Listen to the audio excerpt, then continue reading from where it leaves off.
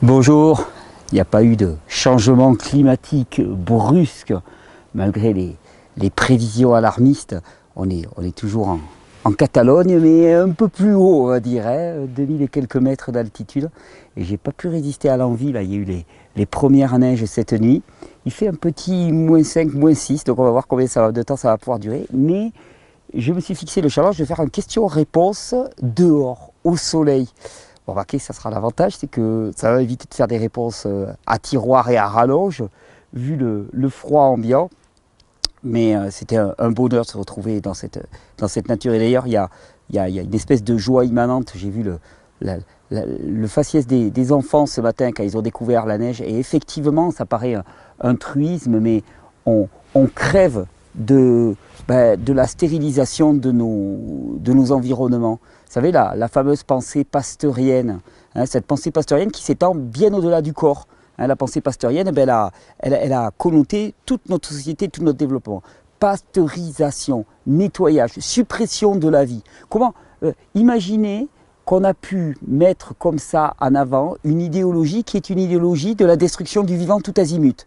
Pasteurisation, détruire les micro-organismes. Parce que quelqu'un avait émis une hypothèse qui tient de la folie furieuse, qui était que finalement le corps humain était stérile et il était agressé par des micro-organismes extérieurs. Manque de bol, l'organisme humain n'est absolument pas stérile, on le sait de plus en plus.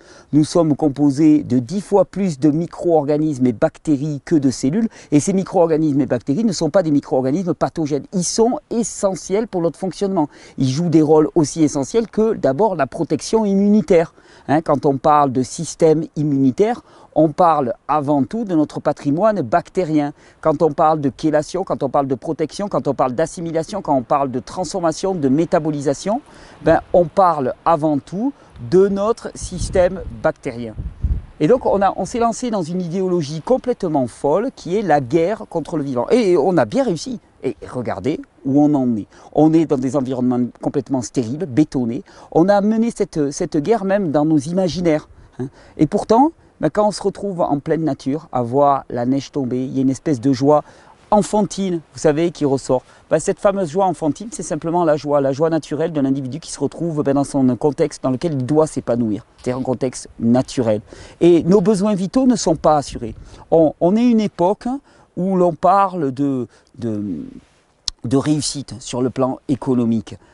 On parle de richesse, d'abondance.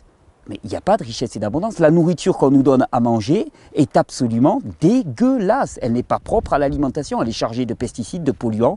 Elle est poussée sur des sols morts, c'est-à-dire que le contenu en micro-éléments des éléments que nous devrions manger n'est plus là. Nous consommons une alimentation vide et morte, bactériellement morte. De la même façon, l'air, l'eau, l'environnement au sens propre du terme, on s'épanouit, on prospère sur des parkings de supermarchés. Alors bien sûr, il y a des plantes qui arrivent à briser le béton, heureusement, il y a des plantes qui arrivent à pousser au travers du goudron, heureusement, et nous sommes des plantes. La vie a un potentiel pour se répandre qui est juste extraordinaire, et nulle couche de béton n'arrivera à la limiter. Mais il n'empêche, la plupart d'entre nous, on étouffe. On étouffe dans ces environnements complètement stérilisés. Nos besoins vitaux ne sont pas assurés. Ça paraît une évidence, non, pas tant que ça. Au début, on nous persuade que tout va bien. Alors attendez, regarde, j'ai l'impression que ça n'enregistre pas. Si, ça enregistre, il ne faut pas. On nous persuade que tout va bien, qu'on n'a aucune raison de rouspéter. De toute façon, l'abondance est là. Non, mais l'abondance n'est pas là. Nous sommes dans une culture de la rareté. Et souvent, on me dit, ouais, mais comment changer le monde et ainsi de suite.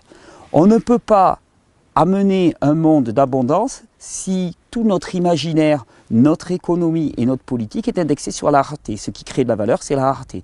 De la même manière, on ne peut pas espérer une population en bonne santé quand ce qui crée de la valeur, c'est la maladie. Je veux dire, tu n'es pas sponsorisé par la sécurité sociale pour aller faire un stage de jeûne ou t'acheter un extracteur de jus. Par contre, tu es sponsorisé par la sécurité sociale pour aller faire une chimiothérapie qui va rapporter 35 à 40 000 € aux personnes qui vont te la prescrire. Tu es sponsorisé pour aller te faire irradier par des scanners et autres matériels de radiographie. Ça, tu es sponsorisé, tu es payé pour ce qui est payé, c'est le fait que tu ailles consommer des antibiotiques, des antifièvres, des antidouleurs, des anxiolytiques. Ça, ouais, c'est sponsorisé. Par contre, on ne peut pas prétendre qu'on a un système de santé, parce qu'un système de santé, qu'est-ce qu'il ferait? Eh bien, il faudrait que les extracteurs de jus sont gratuits, l'accès à une nourriture de qualité est gratuite ou peu chère et accessible à tous, que le jeûne, les stages de jeûne sont gratuits, sont encadrés, sont remboursés par la sécurité sociale, que les pratiques, le massage, hop, remboursé par la sécurité sociale. Là, en ce moment, si tu vas faire des massages, je dis, ouais, bon, ouais, c'est pour te faire du bien. Eh ben ouais, c'est pour te faire du bien, banane. Et alors, tu connais autre chose qui peut apporter la santé que de se faire du bien? Ah, c'est certain qu'avec tes pilules toutes blanches, tu vas pas me faire du bien. Ça, il n'y a pas de souci, la question, elle se pose pas. Donc ouais, nos besoins vitaux ne sont pas assurés. Et alors on va dire, oui, mais alors qu'est-ce qu'il faut faire? Ben, il faut les assurer. Et pour les assurer, eh ben, il faut les placer en premier. C'est-à-dire faire de nos besoins vitaux, la qualité de la réponse à nos besoins vitaux, une priorité au sens politique, au sens économique, au sens individuel comme au sens collectif. Assurer que nos besoins vitaux soient comblés. Parce que tu n'auras rien qui fonctionnera tant que tes besoins vitaux ne seront pas assurés. Ça paraît un truisme. Et pourtant, ben, c'est la vérité. C'est pour ça que ce qui est proposé dans ces vidéos, c'est bien plus, beaucoup plus que le simple fait de manger cru ou pas manger cru. Souvent on dit, ah, t'es mangé cru, Thierry, mangé cru, je dis, mais c'est qu'un petit maillon de l'échelle, c'est un petit paramètre à prendre en compte, et encore, manger cru, ça ne veut pas dire grand-chose.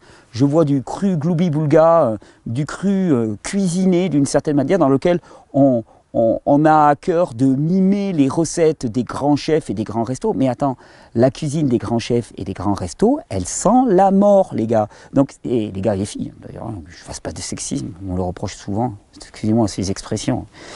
Mais je veux dire, notre culture est fausse. Notre culture est une culture de la mort.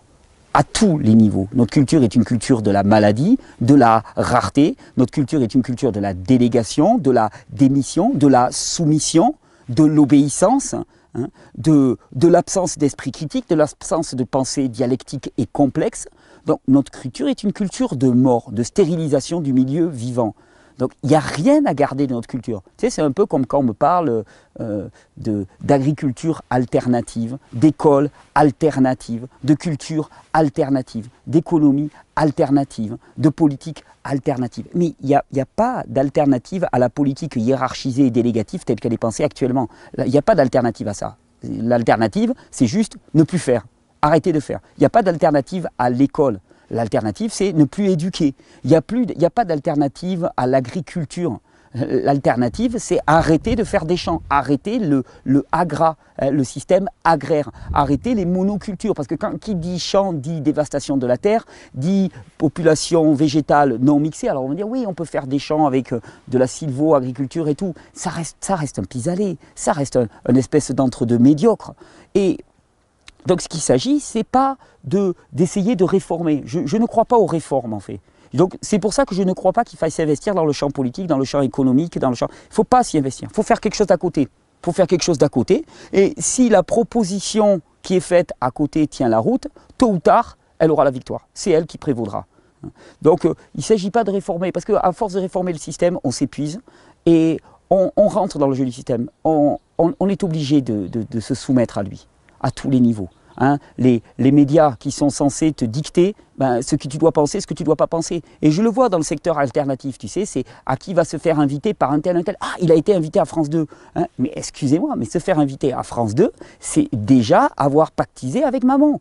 Je veux dire, il n'y a pas de possibilité. Comment tu veux qu'un discours qui tend à juste rendre obsolète le système existant puisse être soutenu par le système existant?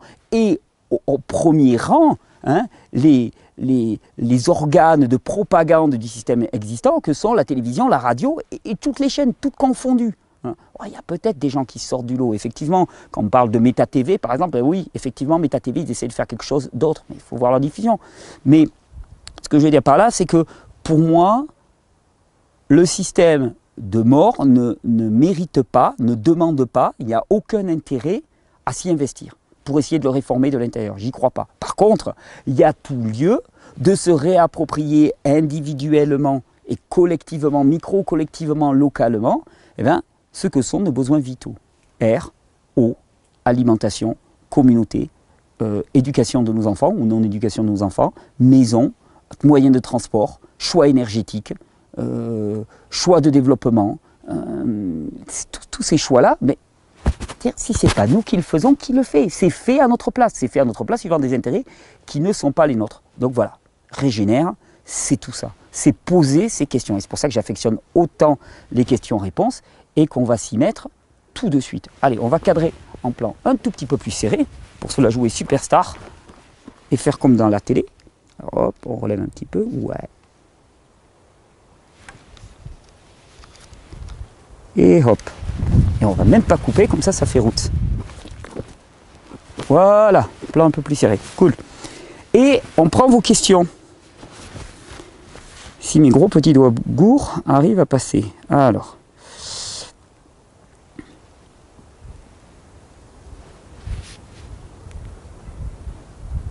Hop.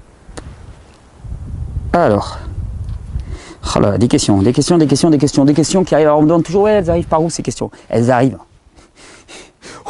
On fait tout pour limiter. Parce que, je vais vous dire, il y a quand même un gros problème. C'est qu'effectivement, il y a beaucoup de questions qui nous arrivent. C'est la preuve qu'il n'y a aucune politique de santé en France. Alors, on ne peut pas demander à une petite association qui repose sur 3 ou 4 personnes, grosse erreur, entre nous soit dit. Et ça, il va falloir que ça change. Parce qu'il n'y a aucun système qui soit performant dans la nature qui ne soit des systèmes coopératifs. Et pour l'instant, ce n'est pas assez coopératif. Donc, on va faire en sorte que ça coopère encore plus. Mais on ne peut pas demander à 3, 4, 5, 6, 7, 8 individus de répondre à des besoins d'éducation à la santé qui ne sont absolument pas remplis par nos instances gouvernementales. Donc ce n'est pas possible. Donc on bétonne pour pas qu'il y ait de questions, mais il y en a toujours qui passent. C'est un peu comme les petites herbes qui traversent le bitume. Tant mieux, parce que ça donne de la matière à des questions-réponses. Mais voilà, ne me demandez pas comment ça arrive, ça arrive. Moi je les reçois, je les retrouve dans ma boîte, il y a des gens qui les font passer, des petits papiers, j'en sais rien. Alors, il y en a.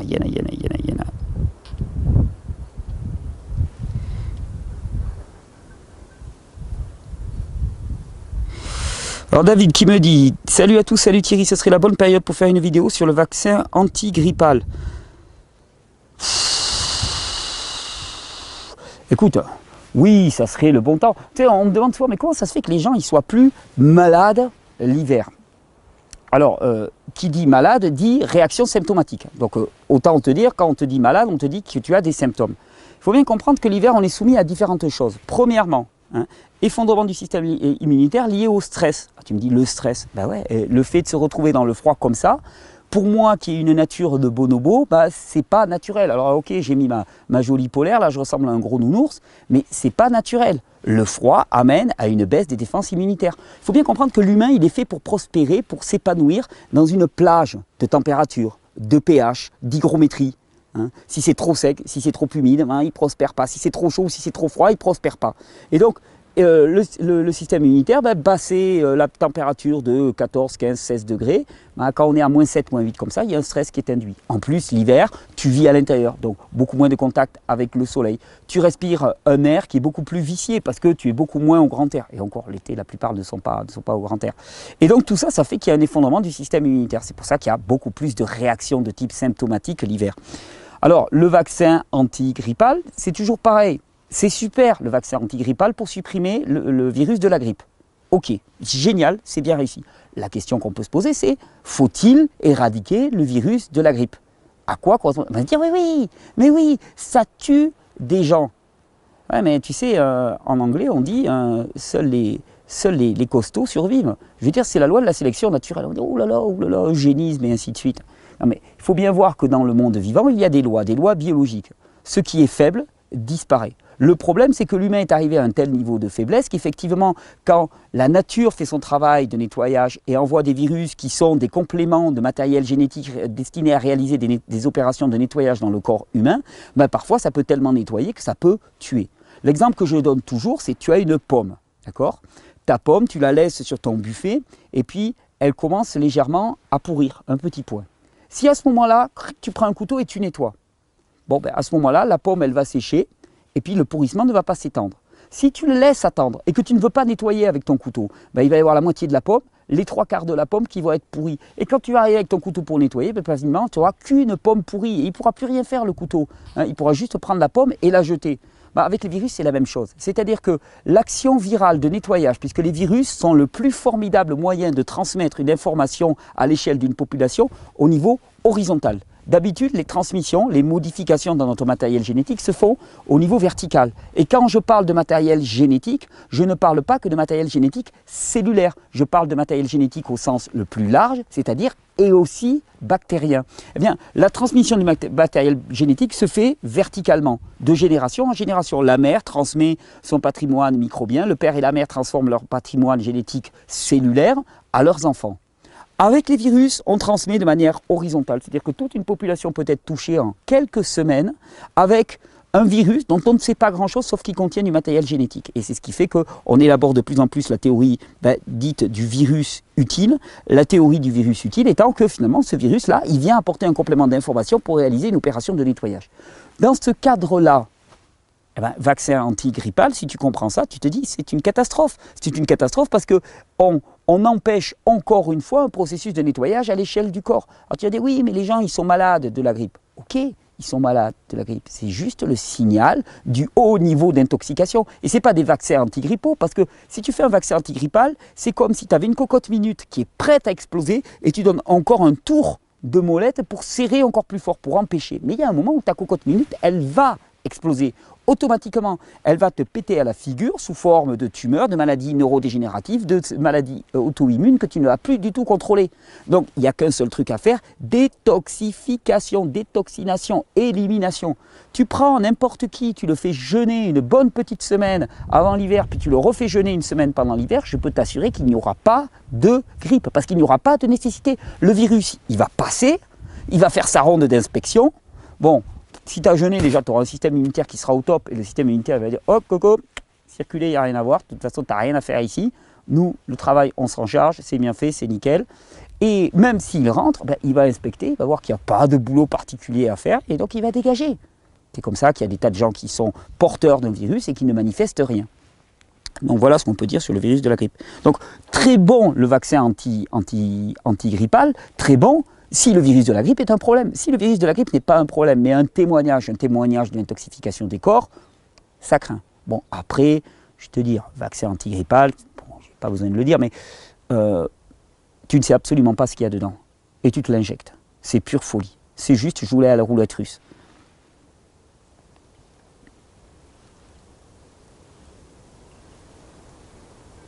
Alors, question de Rosalie. Il serait intéressant que tu fasses une vidéo qui expliquerait concrètement pourquoi certains aliments se transforment en glaire et en mucus dans notre corps. Alors, les aliments ne se transforment pas en glaire et en mucus dans notre corps. Je pense vraiment que notre ego a besoin de comprendre le mécanisme. Oh, pas notre ego, notre mental, qui se met en marche dans notre organisme. Dès que je mange des fromages ou céréales ou encore juste aliments cuits, les glaires arrivent. Donc, j'expérimente la chose, mais je ne saisis pas le mécanisme. Alors, il faut bien comprendre que dans ton corps, tu n'as pas de mucus. C'est une expression qui est communément utilisée, mais qui est fausse. Il n'y a pas de mucus. Le mucus se forme au niveau des glandes à mucus sur les membranes. Il faut bien comprendre que dans l'organisme, tu as un type de tissu qui est essentiel. C'est ce qu'on appelle les membranes et muqueuses de l'organisme. Ce sont des tissus qui séparent le milieu extérieur du milieu intérieur. Là, tu es à l'extérieur. Dès que tu es passé sous la peau, tu es dans le milieu intérieur. Quand tu es dans ton tube digestif, tu es à l'extérieur. Quand tu passes de l'autre côté, quand tu traverses la paroi intestinale, tu es à l'intérieur, là où il y a des cellules, de la lymphe et du sang. Et donc, pour faire cette séparation intérieure-extérieure, eh bien, il y a ce qu'on appelle des membranes. Et ces membranes sont munies de glandes à mucus. À la surface extérieure de ces membranes, il y a aussi des bactéries qui sont notre premier système immunitaire et donc d'une certaine manière, notre ligne de fortification pour nous protéger. Donc ces membranes, elles ont une caractéristique, c'est qu'elles fonctionnent en absorption et en élimination. Absorption du milieu extérieur vers le milieu intérieur, élimination du milieu intérieur vers le milieu extérieur.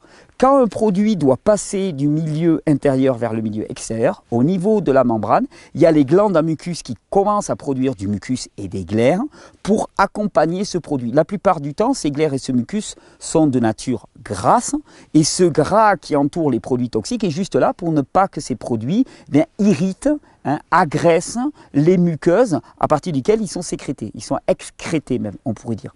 Donc le mucus se forme au niveau des membranes, c'est-à-dire que quand tu fais couler du mucus par ton nez, eh bien le mucus s'est formé à l'intérieur de tes fosses nasales, au niveau des membranes et des muqueuses du nez spécifiquement. Pareil au niveau de la gorge. Par contre, effectivement, quand tu consommes des aliments cuits, quand ton corps n'en a plus l'habitude, c'est-à-dire qu'il s'est habitué à être bien traité, automatiquement, il va avoir une tendance et retour direct à l'envoyeur. L'exemple que je donne toujours, les gens me disent « Ah ouais, mais bon, finalement, quand tu manges cru, après, tu es devenu plus faible. Parce que dès que tu manges un truc qui ne va pas, tu as des glaires, tu es malade. » D'accord, ok. Donc l'exemple que je donne toujours, ok, première cigarette. Fume ta première cigarette, tu sais qu'il y a vachement d'enjeux, tu as tous tes copains ou tes copines qui te regardent, tu fumes ta première cigarette.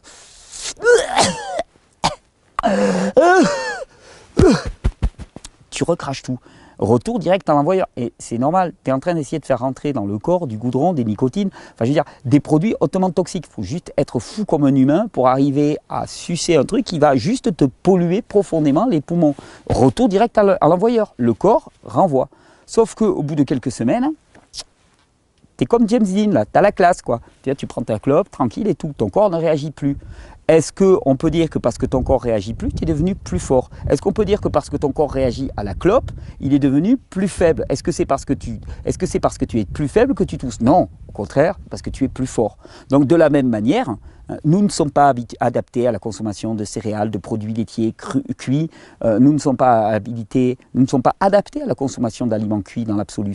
C'est une solution de survie qui a été développée par l'humain. C'est pas parfaitement adapté. Et quand ton corps est habitué à fonctionner autrement, d'un seul coup, retour direct à l'envoyeur. Tous les produits non digestes, non utilisables, transformés par la cuisson. Et Dieu sait, on me dit, ah ouais, mais alors, dans la cuisson, lipides, protéines, glucides, ok, ça reste. Et tout le reste, les micronutriments, les minéraux bien, qui perdent leur charge électromagnétique et qui ne sont plus utilisables. Ces minéraux organiques qui redeviennent des minéraux inertes, inutilisables par le corps humain. Le corps a besoin de faire sortir tous ces produits. Et quand tous ces produits sortent, eh bien, ils sortent et au niveau des membranes, eh bien, il y a une production de mucus pour accompagner la sortie de ces produits parce que ces produits sont de type acide et agressif la plupart du temps. Et donc, il ne s'agirait pas qu'ils agressent les parois et les muqueuses. Voilà un petit peu, j'espère que ça aura clarifié un petit peu tout ça. Alors, appendicite. Petite question. Alors, c'est une question de David. Pourquoi les crises d'appendicite surviennent-elles la plupart du temps chez des personnes jeunes et sont plus rares chez les personnes plus vieilles? C'est vrai, hein. Il n'y a que les gamins qui font des crises d'appendicite. Ce qu'il faut savoir, c'est que les enfants ont une caractéristique spécifique. C'est-à-dire que leur système nerveux, quand ils naissent, n'est pas fini de développer.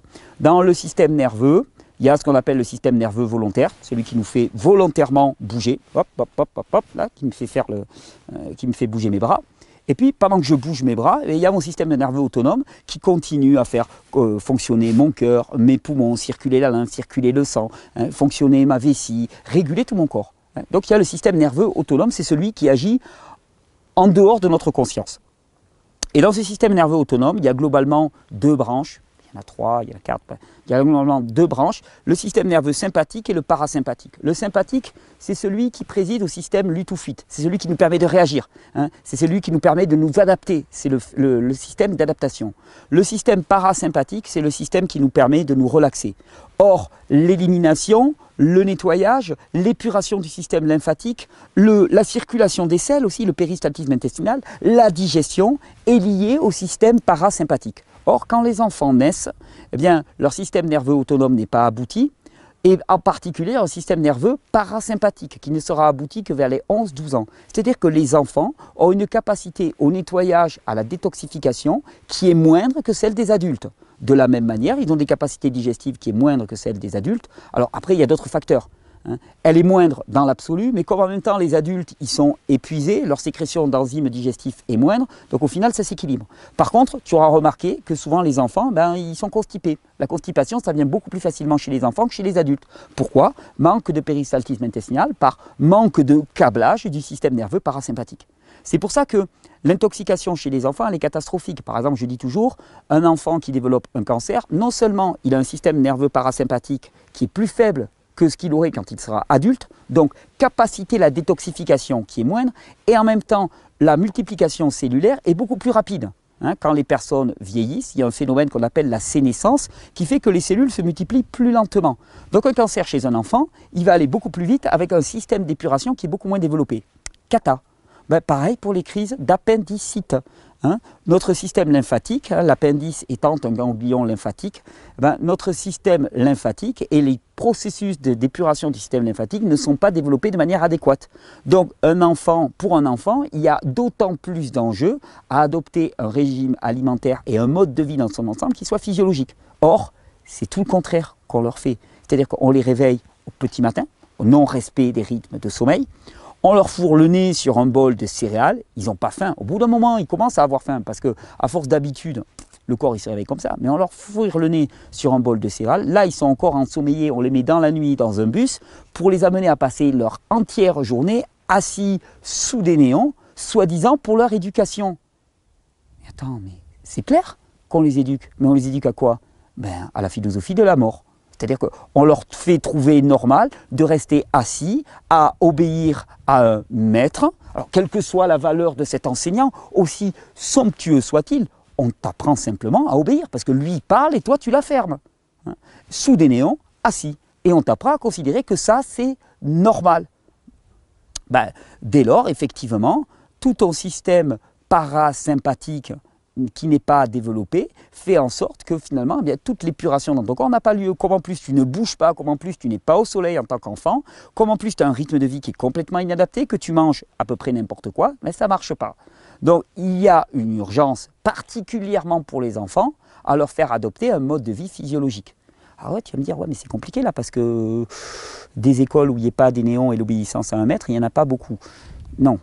Il n'y en a pas beaucoup. Même les écoles alternatives sont dans le même schéma, c'est-à-dire dominant, dominé. Enseignant, enseigné. Éducateur, éduqué. Et l'éduqué, en vérité, il n'a rien demandé. Si tu demandes à l'éduquer ce qu'il a envie de faire, il va te dire « Ah, j'ai envie de jouer à 7 ans », il va te dire « Ouais, j'ai envie de jouer au Lego ». Il va te dire « Mais attends, c'est des jouets ça, on ne peut rien faire, c'est pas sérieux ça, c'est pas la vraie vie ». Non, la vraie vie, effectivement, c'est œuvrer à construire un monde de mort, d'accaparation, de désastre écologique, d'avilisation de l'individu et d'appauvrissement du patrimoine métabolique et du patrimoine physique. Ah, ça, c'est sérieux. Sérieux, super, super, super. Là, tu as l'accomplissement de ta vie, mon gars. Non, mais les Lego, c'est pour les glandeurs, quoi. Si tu demandes aux gamins, qu'est-ce qu'ils ont envie de faire? Ils ont envie d'expérimenter, ils ont envie de toucher. Comment tu peux penser que des enfants soient équilibrés physiquement et psychiquement quand ils passent 20 ans de leur vie à ne faire qu'une seule chose, c'est apprendre l'obéissance et muscler ça, c'est-à-dire l'encéphale. Tout le reste, laisser complètement à l'abandon. On fait travailler la tête, les mains, non, la sensation, l'émotionnel, non. Ça ne sert à rien. Des grosses têtes. Donc on devient des grosses têtes avec des petits corps atrophiés, diminués. Donc pourquoi est-ce que les enfants font des crises d'appendicite? Premièrement, parce qu'ils sont d'autant plus sensibles à l'aberration de notre mode de vie, parce que leur système parasympathique, leur système nerveux parasympathique qui préside à l'élimination, ne fonctionne pas de manière adéquate.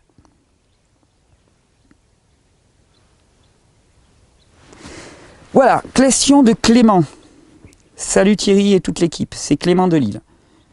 Ma compagne est enceinte de 2 mois maintenant, elle entame son 3e mois. Super, bravo, félicitations, je suis ravi pour vous. Il faut faire des gamins pour changer tout ça. Je me suis un peu renseigné sur les hormones de grossesse, l'HCG en particulier. Avec ma compagne, on a un débat sur ces hormones d'installation et leur rôle. Pour elle, les nausées sont dues au balayage hormonal qui chamboule tout dans son cerveau et de ce fait, ses goûts changent. Elle a la nausée sur des choses qu'elle aimait avant, fruits et légumes. Ouais, les nausées sont donc sans liaison avec son état intérieur dans cette hypothèse. Pour moi, les hormones d'installation doivent avoir un impact sur son appétit pour limiter l'arrivée d'aliments.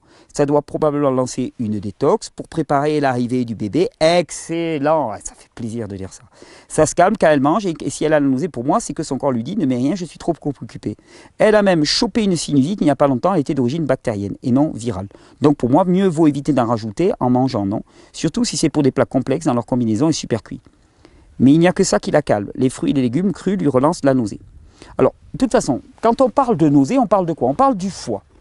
Quand il y a nausée, il y a saturation du foie. À 97% des cas, c'est saturation du foie. Okay. Le foie, c'est l'organe de détoxification du milieu intérieur. Donc, s'il y a nausée, c'est que le foie a fort à faire. Effectivement, la nature est parfaitement faite. C'est-à-dire qu'un enfant ne peut pas se développer normalement dans un milieu utérin qui est toxique et dans un milieu, généralement dans un environnement qui est toxique. L'environnement du fœtus et puis après du bébé, c'est quoi? C'est la maman. Donc il y a un programme effectivement inhérent à la vie qui est de nettoyage de l'environnement de l'enfant. Parce que ce qui prime, c'est les générations qui viennent. Bon, la maman, elle est bien gentille, mais ce qui prime pour le vivant, c'est la génération qui vient, l'enfant. Donc on nettoie le milieu extérieur. Le milieu extérieur, c'est la maman. Donc elle se fait une bonne cure de nettoyage. D'ailleurs, il y avait un médecin comme ça qui disait tu veux connaître le meilleur moyen de détoxifier tes métaux lourds, fais un enfant. Hein, parce qu'effectivement, il y a d'énormément de nettoyages qui sont faits et qui sont lancés par le corps. La saturation du foie et les nausées indiquent clairement qu'il y a un gros travail de nettoyage. Alors, éviter d'en rajouter, ça dépend ce que tu attends par là. Faire jeûner une femme enceinte, je ne pense pas que ça soit la bonne idée. Il aurait fallu jeûner avant. Par contre, adopter de rechef un régime hypotoxique. Alors tu me dis, oui, mais les fruits et les légumes, ça amène trop de... Elle ne les supporte plus. Ça la fait se sentir trop mal et trop de nausées, parce que ça accélère les processus. Moi, ce que je ferais en priorité, c'est prendre de façon massive des plantes qui vont soutenir le fonctionnement hépatique. Tu as le mélange chez ABC de la nature qui s'appelle Diacol, qui est excellent, et elle peut y aller. C'est des plantes qui n'ont aucune toxicité par elles-mêmes. Donc 2-3 cuillères, c'est la posologie normale, comme s'il y avait un individu normal. 2-3 cuillères, mais après 4, 5, 6 cuillères, cataplasme d'huile de ricin sur le foie pour permettre une meilleure détoxification du foie, et elle va mieux supporter ses fruits et légumes. Mais c'est vrai que moi j'irai vers une alimentation hypotoxique, parce que ce qu'elle mange, c'est ce qui va construire l'enfant. Et là, on est dans la phase cruciale, 2-3 mois. La qualité de l'alimentation qu'on va lui apporter, la qualité de l'alimentation au sens le plus général du terme. C'est-à-dire que si la maman, elle est tout le temps avec un téléphone portable à la main, le gamin, son environnement, il est plein d'ondes électromagnétiques. Si la maman, elle vit dans un air pollué, pareil, si la maman, elle est stressée, pareil, c'est le gamin qui se le ramasse.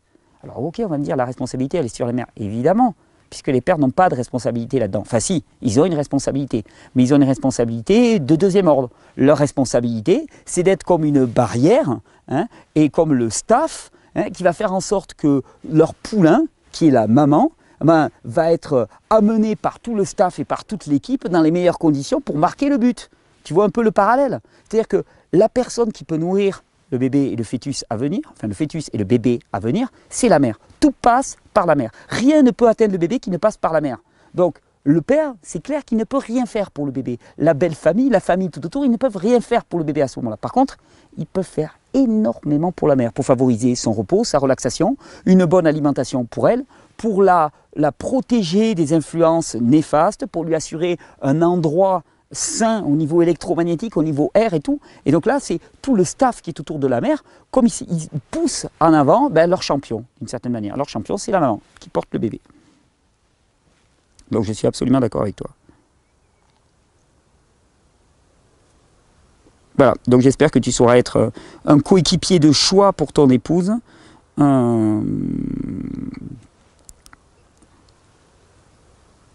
Un coéquipier de choix. C'est comme ça que je vois vraiment les choses. Question de Nathalie. Je me rappelle qu'il, alors ça doit être moi, a parlé dans une vidéo des céréales comme mauvaises pour la santé. Mauvais, bon, tu sais, c'est le genre de critère ce qui me dépasse un petit peu, le bien, le mal. Ce que je sais, c'est que nous n'avons que peu de capital enzymatique pour digérer les sucres complexes des céréales, ça c'est certain, et que ce n'est pas adapté à la nutrition humaine, oui. Et qu'on pouvait remplacer par du riz quinoa, si je me souviens bien. Non, je parlais des céréales à gluten. Bon, il suffit que tu ailles regarder, tu me demandes quelle vidéo, tu vas regarder les céréales à gluten. Y a-t-il une vidéo où vous pouvez me dire par quoi je peux remplacer les céréales? Alors, c'est toujours pareil, on cherche par quoi remplacer les céréales. Moi, je vais te dire, si tu te tapes sur les doigts avec un marteau, tu ne vas pas, une fois que tu as arrêté le marteau, chercher par quoi remplacer le marteau. Tu vas dire, ah non, je ne vais plus utiliser le marteau, donc je vais utiliser une enclume, par exemple, pour me taper sur les doigts. Non, il n'y a pas à remplacer les céréales. Qu'est-ce qu'apportent les céréales? On va chercher dans les céréales des sucres. Bon, il y a des sources de sucre évidentes, prédigérées, biodisponibles à l'extrême, c'est les fruits. Alors après, le sarrasin est-il bon ou mauvais? Je ne sais pas où placer le sarrasin par rapport au riz quinoa. Mais dans la gradation, c'est clair qu'il y a le côté céréales, amidon complexe, et puis il y a le côté protéines complexes, gluten. Donc le premier truc à faire, c'est supprimer tout ce qui est gluten, qui est neurotoxique, hein, et qui amène à des maladies auto-immunes et altérations diverses. Ok, mais une fois que tu as fait ça, après les sucres complexes ont aussi leur pathogénicité en eux-mêmes. Donc souvent ce qu'on fait, c'est qu'on remplace le blé par du quinoa, par du sarrasin. C'est le mieux. D'après moi, le sarrasin, c'est la pseudo-céréale, hein, c'est pas une céréale, c'est une polygonacée. C'est la pseudo-céréale qui est la plus acceptable. Et puis après, tu remplaces ça plus par des légumes amidonneux, pommes de terre, panais, topinambour, okra, gombo, igname, manioc. Hein. Et puis après, tu augmentes ta proportion de fruits, petit à petit, même tu abandonnes tout ça.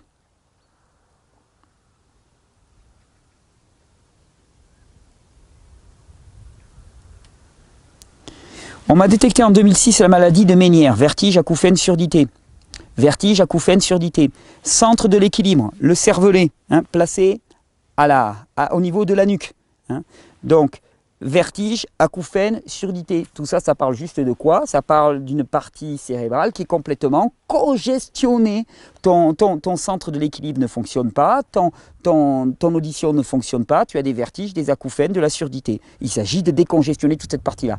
Et vraiment, la partie cérébrale, la congestion de la partie cérébrale est à l'image de la congestion de la partie intestinale. C'est-à-dire que si tu as toutes ces vertiges et ainsi de suite, je me permets de diagnostiquer que ça veut dire que tu as une forte congestion au niveau intestinal. Si tu as mangé des céréales toute ta vie et tout, il y a des fortes chances. Je dois encore faire un scanner, mais voilà, la supposition à tous mes acouphènes, gêne de sang fort. Vous pouvez me dire ce que je peux faire pour les problèmes vertiges ménières et surtout le prétendu fistule de l'oreille interne. Y a-t-il un aliment indiqué en particulier? Qu'est-ce qui peut provoquer ça? La maladie de Ménière. C'est très important car si je dois faire une opération, on m'a dit que les risques que je devienne sourde sont présents. Oui, bien sûr, les risques sont... Tu commences à toucher à l'intérieur de la machine. Il n'y a pas besoin. Il n'y a pas besoin de toucher à l'intérieur de la machine. Pourquoi? Parce que l'humain n'y comprend rien au fonctionnement du corps humain. L'humain ne comprend rien au vivant. Et il y a encore 15 ans, hein, on pouvait te dire que les bactéries dans le tube du... Puis on a découvert qu'en fait elles étaient essentielles. Et maintenant c'est la grande mode. Là, je vais laisser passer les chevaux. Ça paraît essentiel et c'est la grande mode. Mais les bactéries, elles sont primordiales. Il y avait des jolis chevaux qui montaient là. On a des chevaux cerdants. Je peux te dire que ça, c'est pas du cheval de concours là, tout fuselé là. C'est du bon percheron des montagnes. Il y en a un petit peu costaud, mais qu'est-ce qu'ils sont beaux là, blancs. Ils sont dans la neige, ils bougent pas, ils sont stoïques. Franchement impressionnant. Il est clair qu'on va te vendre l'opération. L'opération rapporte énormément. Qui plus est, elle risque de te rendre handicapé en vie. Handicapé en vie, jackpot! Jackpot! Tu crées de la valeur si tu es handicapé à vie. Parce qu'il va te falloir une personne pour t'assister. Il va te falloir énormément de médicaments, de soins, des antidouleurs et tout. C'est jackpot! Donc on va te dire, il y a un risque que tu deviennes sourde, mais c'est même pas un risque. C'est une chance. Une chance pas pour toi, ça c'est clair, on s'entend. C'est pas une chance pour toi que tu deviennes sourde. Par contre, c'est une chance pour le modèle économique qui fait qu'on s'enrichit sur la maladie, la difficulté. On va pouvoir te vendre des appareils pour l'audition, on va pouvoir te vendre des tas d'anxiolytiques parce que tu seras super mal, des somnifères parce que tu seras super mal. Par contre, il y a une solution. Il y a une solution qui est entre tes mains, qui ne dépend de personne à l'extérieur.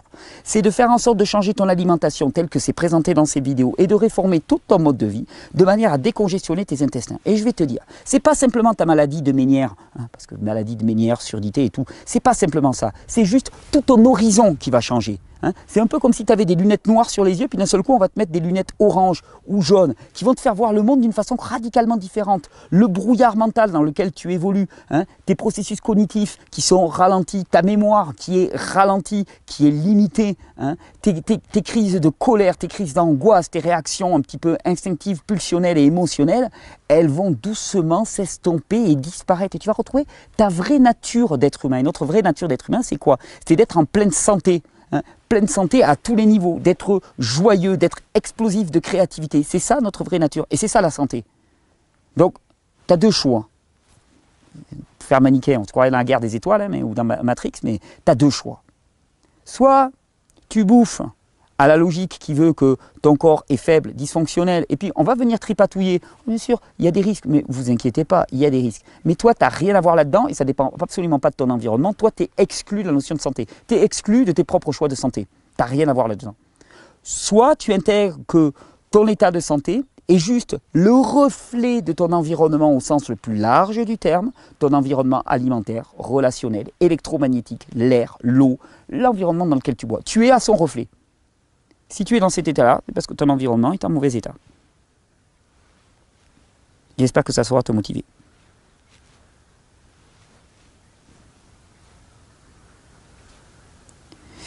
Alors, question de Adnan.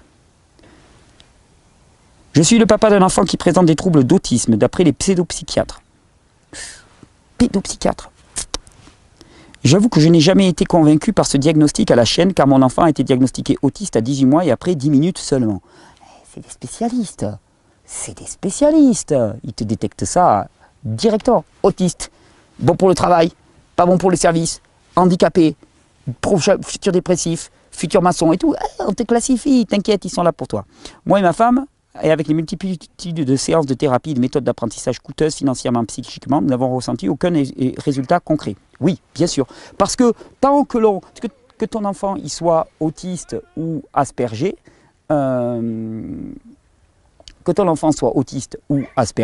si on prétend que c'est un trouble mental et qu'il faut le traiter de façon cognitive, on se plante totalement.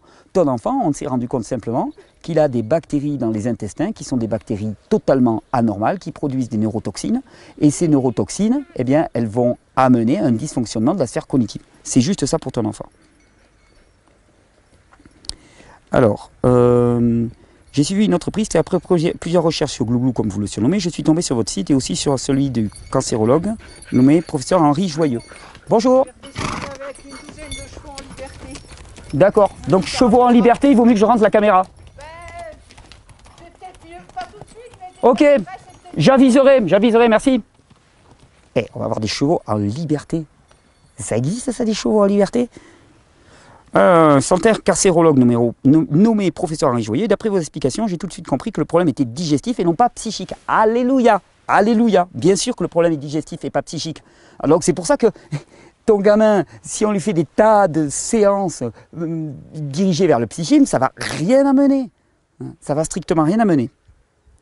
Comme nous sommes une famille musulmane et marocaine, huile d'olive, fruits, tagine avec légumes, poissons, poulet, œufs, du lait, pain de blé dur avec levure attacienne. Et donc après le passage au mode sans gluten et caséine, rien qu'après une semaine, nous avons constaté une grande transformation dans les comportements alimentaires de mon enfant. Même la maîtresse a fait cette remarque. Élimination des cris, des pleurs pour rien, moins de tapes les mains et va-et-vient contre le mur et amélioration de plus de 80% du regard des yeux. Excellent. Une petite remarque, après le deuxième jour de la naissance de mon enfant, il a eu une jaunisse et après une analyse du sang, il s'est avéré que l'exposition aux ultraviolets ne se pose pas. Nous avons toujours remarqué une certaine chaleur au niveau de la tête, donc il y a une inflammation. Afin d'améliorer plus sa situation,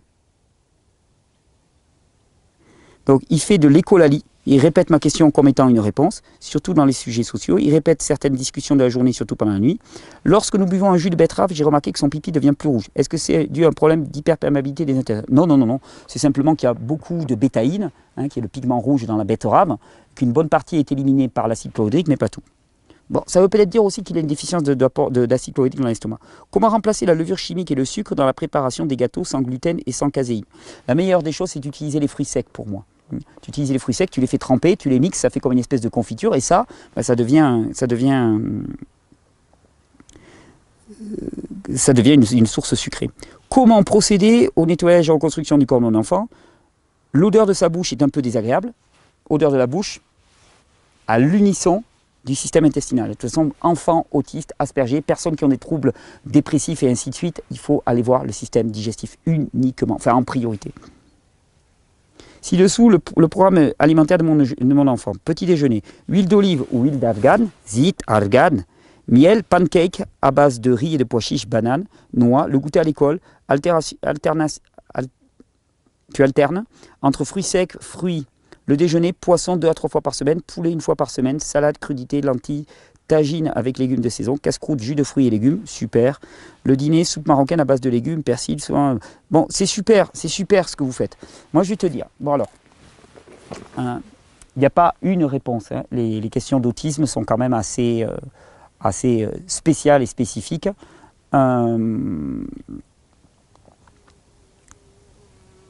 Il y a un problème de biote intestinale, il y a un problème d'inflammation intestinale. Pour moi, chez les enfants qui présentent des troubles du spectre autistique, tous les amidons, y compris le riz, devraient être supprimés. Hein. On devrait vraiment passer. Alors, particulièrement pour ces enfants, la focalisation ne doit pas être sur la suppression des produits animaux. Ce n'est pas ça le problème pour l'instant. Le problème, c'est particulièrement les sucres complexes. C'est ce qui est le plus délétère pour ces enfants, en premier lieu.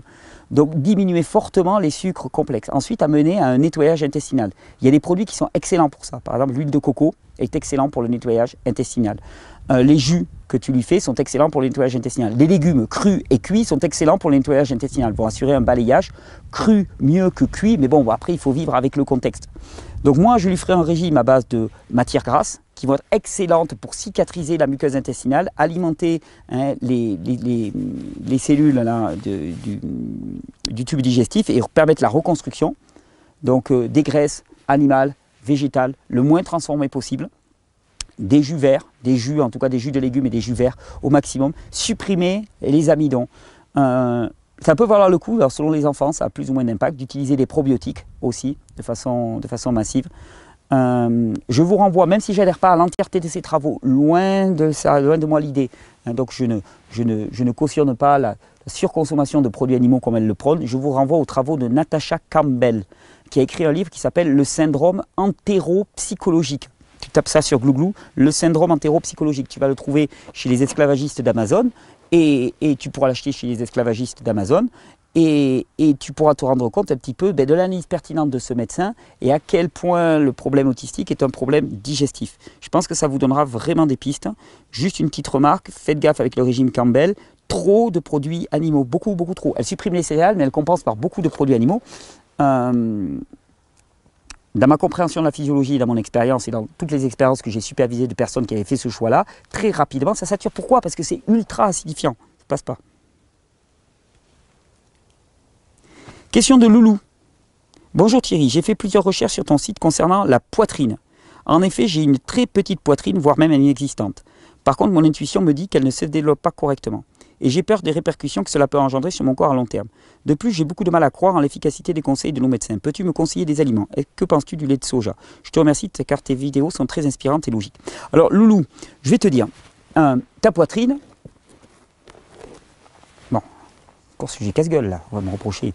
Il y a des petites poitrines qui sont très belles, déjà.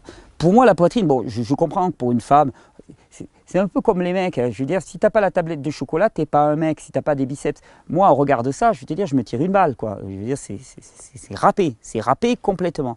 Bon, les grosses poitrines, ça a été promu. Il semblerait que ça soit l'idéal masculin des grosses poitrines. Et puis, on t'a persuadé de ça, puisqu'on te le matraque. Donc après, on y adhère. On y adhère tous, les hommes comme les femmes. Putain, c'est la bêtise. Par contre, moi, ce qui m'intéresse plus, c'est qu'est-ce que ça veut dire à ton niveau?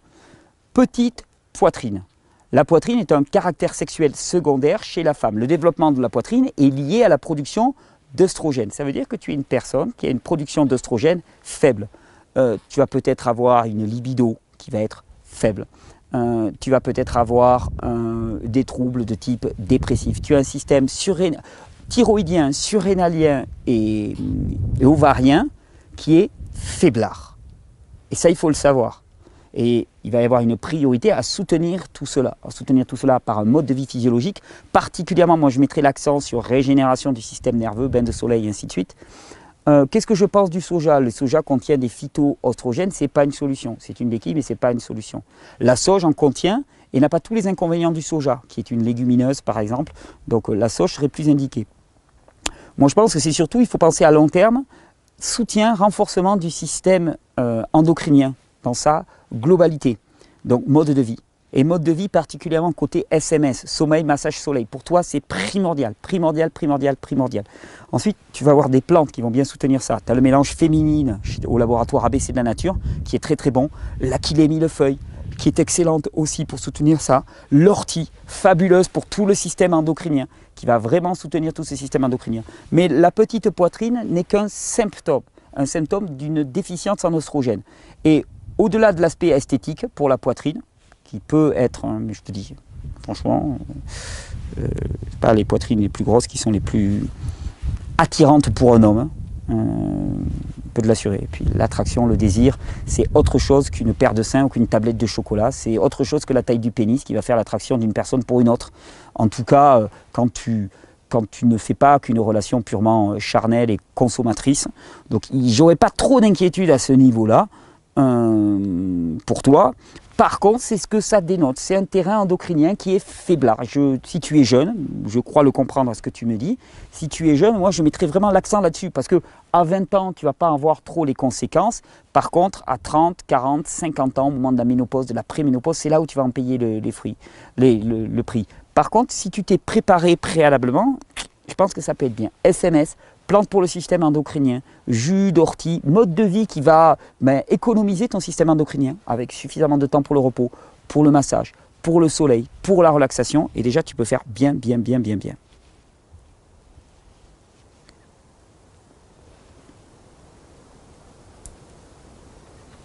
Bonjour Thierry, alors c'est une question de Chris et Elisabeth. Bonjour Thierry, peux-tu nous parler des causes physiologiques et des solutions pour guérir un taux de fer trop élevé dans le sang? Les médecins parlent de constitution génétique. Mais j'aimerais bien connaître les causes un peu plus profondes, ça me paraît léger. Ah bah oui, pareil. Génétique, c'est le joker. Tu sais, oh, on ne sait pas. Génétique. Génétique, ça veut dire ta gueule. Tu es né comme ça, tu ne changeras pas, change rien, touche rien. De toute façon, c'est comme ça. Prends telle pilule et puis voilà. Bon, c'est ce qu'on appelle l'hémochromatose. Tu as des très hauts taux de fer dans le sang. Si tu regardes, je me suis déjà intéressé à l'hémochromatose, si tu regardes les personnes qui ont des hémochromatoses, qu'est-ce qu'elles vont te dire? Elles vont te dire qu'elles ont de la fatigue chronique, elles ont l'esprit embrumé, globalement, hein, trouble de la mémoire, trouble dépressif aussi. Tout ça, tu te dis, ah, ça pourrait faire penser à une candidose aussi. Ben ouais, candidose. Qu'est-ce qui consomme énormément de fer? C'est les candidats albicans. Pour moi, l'hémochromatose est le témoignage de ce qu'on appelle une candidose systémique. C'est-à-dire que la candidose, le développement des candidats albicans ne se cantonne plus au système digestif, mais est passé à l'intérieur de l'organisme. Et cette très haute quantité de fer, c'est juste parce que le corps a son métabolisme qui est modifié par les candidats albicans de manière à avoir beaucoup de fer à leur disposition pour pouvoir prospérer comme ils le veulent. Exactement, il modifie le métabolisme. Tu vas me dire, ah non mais attends, comment des levures, des champignons ou des bactéries pourraient modifier le fonctionnement biologique de mon corps? On sait très bien que des bactéries peuvent modifier le fonctionnement cognitif d'une personne, peuvent modifier complètement le fonctionnement de son système nerveux. Comment des parasites divers peuvent conditionner le fonctionnement psychique des individus. Donc de la même manière, des candidats albicans, donc des champignons, peuvent amener à une modification du métabolisme du fer dans le sang et à une augmentation des taux de fer dans le sang, une hyperabsorption du fer au niveau digestif. Donc, comme en plus c'est corrélé avec des signes qui indiquent clairement fatigue chronique, esprit embrumé, dépression, tristesse, ainsi de suite, qui indique clairement candidose généralisée. Mais quand tu dis candidose généralisée, la candidose n'étant qu'une résultante de la fatigue chronique, parce qu'il y a candidose. Pourquoi? Parce qu'il y a péristaltine intestinale ralentie, donc péristaltine intestinale ralentie égale fermentation dans les intestins et apparition de toute une flore pour résoudre tout cela. Donc moi, ce qui est premier, c'est la fatigue, c'est l'épuisement. Donc il ne sert à rien de cibler le fer dans le sang. Le fer est une conséquence secondaire ou tertiaire. Par contre, réhabilitation du système nerveux. On en revient toujours et uniquement à la même chose. Je le dis sans cesse maintenant dans mes conférences. Ok, l'alimentation c'est bien, mais c'était facile. Alors les gens me disent, ah non, t'imagines, ça a été super dur déjà de changer mon alimentation. Je dis, ouais, mais là c'était que le début.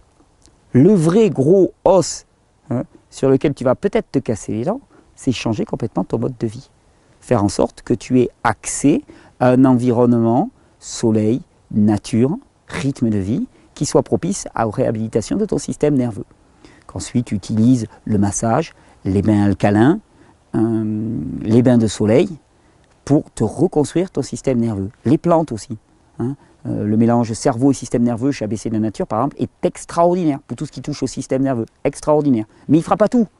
C'est-à-dire si tu le prends et que tu restes dans un environnement complètement pollué et délétère, il n'y a pas grand-chose à attendre. Mais voilà, moi je l'interprète comme une candidose systémique. J'espère que ça saura vous répondre. Donc candidose systémique, oulala, il y en a encore des questions. Candidose systémique,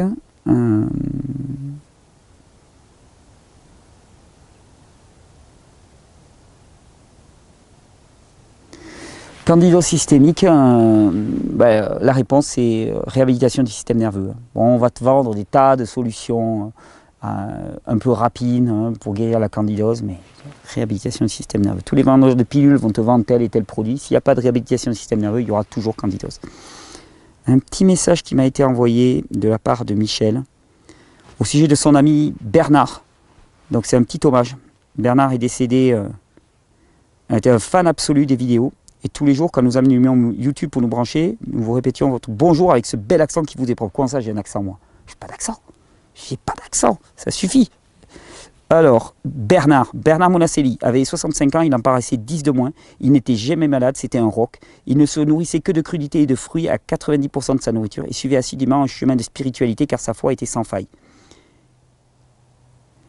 Il vous aimait, merci beaucoup. Sa maison restera remplie de l'extracteur, du distillateur, du coupe-légumes, de la brosse pour la lymphe, le sérum de Quinton et les herbes d'ABC Nature. Je continuerai en sa mémoire ce combat pour une santé régénérée, pour mes enfants, notre animal de compagnie et tous ceux qui font partie de ma vie, et à ceux à venir pour le plus grand bien à tous et une santé que nous méritons tous. Merci pour votre générosité. Merci Michel. Eh bien, écoute, c'est un hommage à Bernard. Je sais pertinemment, enfin je sais, non, je ne le sais pas, mais je le devine. Je devine l'impact que ces vidéos ont sur nombre d'entre vous et ça me touche énormément. Je suis béni de pouvoir avoir cette position de transmettre un message qui change des vies. Mais là où je vous remercie aussi, c'est d'avoir l'audace d'y croire. Dans un monde qui nous dit, mais de toute façon, tu n'as aucune responsabilité sur ta santé, tu peux manger, faire ce que tu veux, ça n'a aucune importance, démissionne. Ben, reprendre la responsabilité, c'est pas obligatoirement facile. Mais c'est salvateur. Bernard, le manifesté, je te remercie beaucoup de cet hommage à Bernard.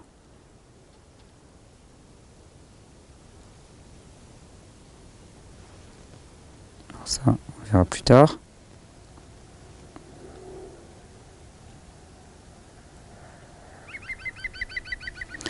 Question de Grégory.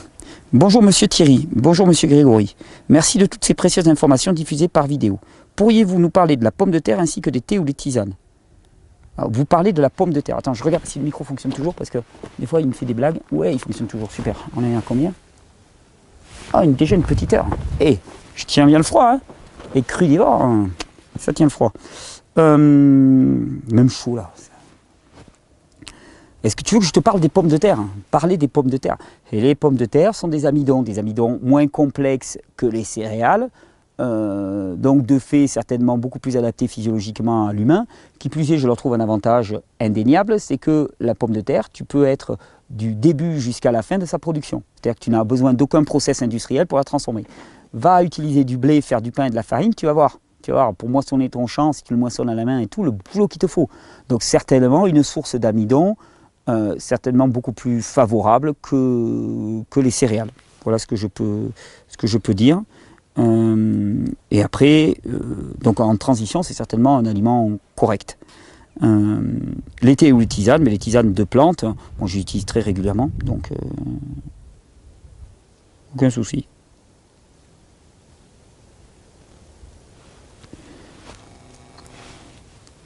Question de Lisa. Cher Thierry, et l'équipe. Oui. Depuis longtemps, ces explications sur fonction m'enrichissent mon corps et ma vie spirituelle. Je suis épaté des parallèles entre la régénération de notre cœur et la régénération de notre corps. Et moi aussi, je suis épaté. Je suis stimulé, hein, d'accord. Nous avons un fils, maintenant jeune adulte. Non, si je passe vite, hein, c'est pas que ça ne m'intéresse pas. Hein. Je suis désolé, je les relirai après. C'est juste que, voilà, la caméra, ça ne le fait pas. Nous avons un fils, maintenant jeune adulte, qui souffre depuis toujours de l'énurésie, pipi au lit. Déjà pendant la grossesse, l'échographie a révélé un pied beau. Il avait un suivi médical lourd. Depuis son adolescence, il souffre d'une dépression chronique. Il y a 2 ans, il a fait un burn-out. C'est un garçon qui se bat avec toute sa volonté. Il a changé son alimentation radicalement, tant qu'il peut, avec ses petits revenus. Il a l'activité physique dehors, il a retrouvé un rythme de sommeil correct, mais l'énurésie persiste. Les grands efforts dans les études montrent bien qu'il n'a pas encore récupéré l'énergie qu'il devrait avoir pour affronter le monde du travail. De nouveau, les médecins le déclarent dépressif, qu'il a une double dépression. Serait-il possible que tous ces symptômes soient toutes les expressions d'un seul problème? Je voudrais comprendre la physiologie autour de l'énurésie, car si je ne comprends pas le problème et les méthodes utilisées pour lutter contre restent des coups dans l'air. Pourrais-tu me donner quelques pistes?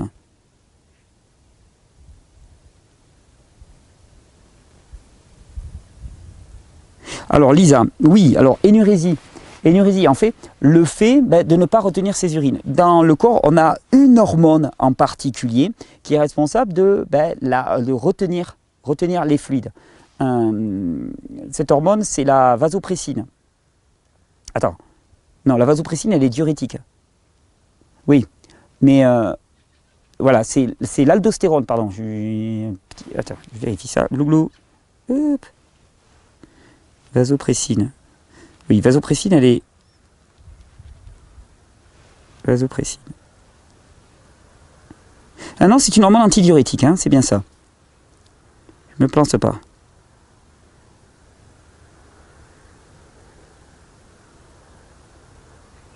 Ok. Donc la vasopressine... Alors, attends, après je reprends.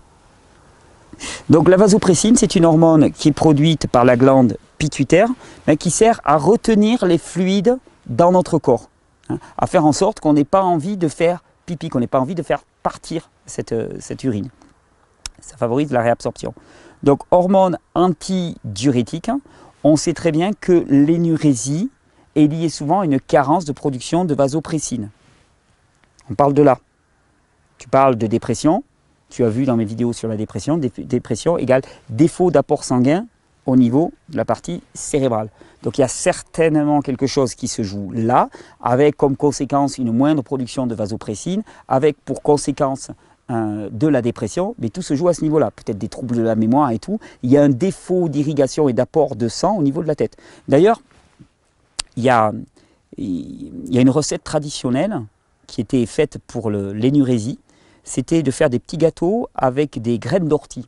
On s'est rendu compte que la graine d'ortie est très très très stimulante pour les glandes surrénales. Ça veut dire que il leur fait produire énormément d'adrénaline. Énormément d'adrénaline veut dire sans qu'ils montent à la tête. Tu te rends compte? Un savoir ancestral empirique qui faisait qu'on donnait des graines d'ortie, que les graines d'ortie faisaient augmenter la pression et la production de la pression qui sont exercées par les glandes surrénales. Donc plus de sang qui arrive au niveau de la tête, donc meilleure production de vasopressine.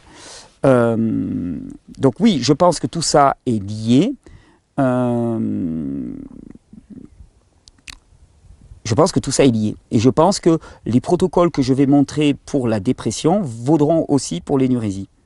Voilà un petit peu comment je pourrais te le dire. Je vais faire une vidéo très rapidement. J'ai fait une vidéo théorique sur la dépression, comme défaut d'apport. Hein, donc il a réformé son alimentation et tout. Je vais juste faire une vidéo très rapidement aussi sur les solutions pour la dépression. Lipome. Question de Eric. 3 sujets sans rapport, je pense. Alors si ça concerne ton corps, je doute qu'il soit sans rapport. En 1995, un nodule froid m'est apparu sur un lobe de la glande thyroïde de la taille d'un œuf. Les médecins m'ont opéré et ont effectué l'ablation totale de la glande thyroïde à ma grande surprise. Le deuxième lobe a été atrophié par épuisement. Ah oui, à ta grande surprise. Oh, t'as pas demandé ton avis. Attends. Et on ouvre. Hein, donc, quitte à ouvrir, autant tout enlever. On nettoie, pas de problème. Comme ça, après, on te met sous hormones et on n'entend plus parler. C'est juste choquant. Enfin, je veux dire, des histoires comme ça dans lesquelles on ouvre une gorge et puis on dit ah ben après on dit oh ben oui finalement c'était pas propre, on vous a tout enlevé. Ah oui, moi je fais comment là? Oh non, vous inquiétez pas, il y a des hormones, ne vous inquiétez pas. Mais tu te rends compte l'impunité totale, c'est de la folie quoi. Je suis donc sous lévothyroxavir depuis 20 ans. Je ne pense pas qu'on puisse greffer une glande thyroïde un jour. Non, par contre on peut espérer qu'elle repousse. Début 90, j'ai remarqué des lipomes sur mon corps. Pour finir aujourd'hui avec une cinquantaine de ces lipomes et une cinquantaine déjà retirés chirurgicalement. Les médecins disaient que c'était chronique jusqu'à ce qu'ils aillent dans le sens de ma réflexion. Ces lipomes seraient dus à des chocs physiques. Parce que tu as beaucoup exercé un sport de combat et principalement le nunchaku, le truc de Bruce Lee avec la chaîne. Ma logique me disait depuis des années que ce que peut-être tu peux me confirmer, à savoir que chaque choc violent a dû se créer un traumatisme dans les chairs qui ont dû à ces endroits avoir une fissure où le corps s'est empressé d'y déposer de la graisse, bien sûr, pour réparer. Et peut-être même y déposer pas mal d'acide. Bien que je n'ai depuis 15 ans fait attention à mon hygiène de vie, en suivant les conseils de France Guillain et de Catherine Kousmine, entre autres, je n'ai jamais réussi à les faire disparaître. Dans la logique, mon corps pourrait se débarrasser de lui-même de ses lipomes. Oui, j'en pense oui, et je pense que ça passe par une très bonne reminéralisation. Qu'en penses-tu?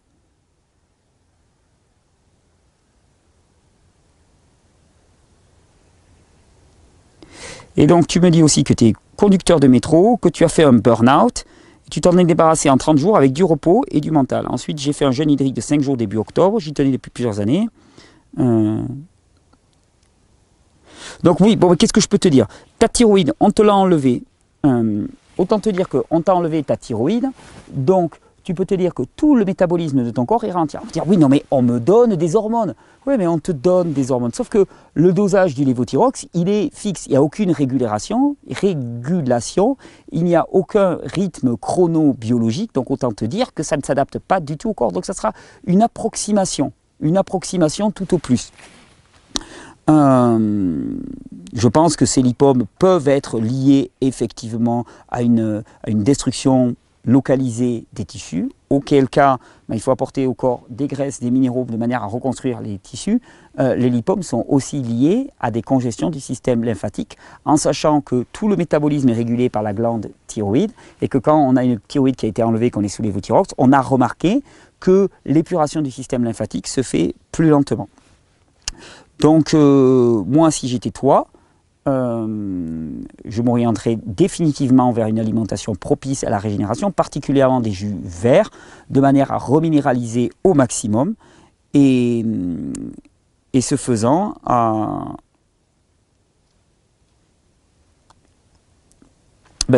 tu vas pouvoir mettre une réparation des tissus. Le truc, c'est que quand même, les conséquences d'une ablation de la thyroïde sont juste phénoménales. Ça me fait juste hurler de savoir qu'on pratique ça de manière routinière, comme si c'était quelque chose d'anodin. Donc, ortie, kelp, algues, pour apporter de l'iode, et pourquoi pas espérer une régénération de ta glande thyroïde. Ça existe, il y a eu des témoignages. Cataplasme d'uléricin dans cette zone-là, parce que rien ne pourra remplacer une vraie glande thyroïde qui fonctionne. Et parallèlement à ça, moi, ce que je ferai, c'est beaucoup de repos, comme tu l'as fait, pour diminuer le stress et optimiser tes chances de récupération. Voilà un petit peu ce que je peux dire. On fait une petite pause parce qu'il fait vraiment froid. Mais vraiment, vraiment froid. Bon, c'est la tempête de neige au dehors. Donc, je me suis réfugié à l'intérieur du chalet. On va continuer ce question-réponse, parce qu'il nous reste encore quelques réponses assez intéressantes. Quelques questions assez intéressantes. Donc, question de Catherine. Bonjour à toute l'équipe. Quand une personne souffre d'une incapacité métabolique face aux acides, doit-elle se résoudre à manger que des légumes verts ou pommes de terre? Cela restreint fort son menu. Source de Christopher Vazé. Merci de votre réponse par email ou en vidéo. Alors, bon, c'est quoi cette histoire d'incapacité métabolique face aux acides? Ça, c'est un truc très, très franco-français, très naturopathe franco-français. Les acides faibles des fruits sont oxydés par la respiration. C'est la transformation, l'association avec des bicarbonates qui forment du gaz carbonique et de l'eau. Et donc, ce qui veut dire par là, c'est que les personnes qui sont sous-vitales, donc qui ont une capacité respiratoire faible, qui ne brassent pas énormément, qui sont donc sous-vitaux, on dit qu'ils ont une incapacité métabolique face aux acides faibles. Alors, entre nous soit dit, on fait grand cas des acides faibles des fruits, on ne fait pas cas de tous les acides forts qu'on va retrouver dans les céréales, dans la viande, dans les produits laitiers et ainsi de suite. Donc déjà, pour moi, ça me fait toujours un petit peu sourire. Mais bon, et effectivement, il y a des gens pour qui l'acidité des fruits, qui est, d'après moi, on majore l'influence de ces acides en termes d'acidification et on minore leur influence en termes de nettoyage. C'est-à-dire que pour moi, les difficultés qui sont éprouvées avec les fruits acides sont d'abord éprouvées par leur aspect très nettoyant pour des personnes qui sont fatiguées, sous-vitales, qui ont un système émonctoriel qui est faible et ça concerne beaucoup plus cette dimension-là de nettoyage que la dimension d'apport d'acide faible. Parce qu'à ce moment-là, l'apport d'acide fort serait beaucoup plus catastrophique pour ces personnes. Donc déjà, d'après moi, c'est juste parce que ça induit des très fortes détoxinations. Pas que, mais en grande partie. Après, c'est marrant parce que des fruits acides, il y a beaucoup d'autres fruits que les fruits acides. Ok, ça veut dire que les kiwis, les agrumes, les oranges en tout genre, les ananas à la rigueur, bon, tu les évites. Ouais, mais quid des bananes, des kakis, des figues, des pommes, des poires, des cerises, des fraises, je veux dire, ok, tu ne vas pas être réduite à manger des légumes, qui plus est des légumes cuits, ou des patates qui sont une catastrophe. Enfin, non. Plouf plouf, on peut le dire comme ça. Qui ne sont pas idéaux en termes d'alimentation, qui sont des amidons complexes quand même, qui ont un côté glu et colle quand même assez important, et essaye de manger de la patate crue, tu vas voir un petit peu comment ça se passe dans ta bouche. Or, la cuisson n'est en aucun cas une destruction des amidons. La cuisson n'apporte rien au niveau des structures d'amidon. La cuisson change la texture de la pomme de terre, la rendant plus croquante, mais en termes d'amidon, c'est toujours la même colle. Donc, cette histoire d'incapacité métabolique face aux acides, ok, si tu te rends compte que quand tu manges des oranges, ça ne se passe pas super bien, que tu commences à avoir mal au bout des doigts, vous savez, les bouts des doigts un peu rouges là qui sont enflammés, la commissure de tes lèvres commence à souffrir un petit peu. Ok, bon, ben, tu te dis, pour l'instant, les agrumes, les fruits acides, c'est pas pour moi. Tu as tous les fruits pas acides qui sont là. Donc, bienvenue.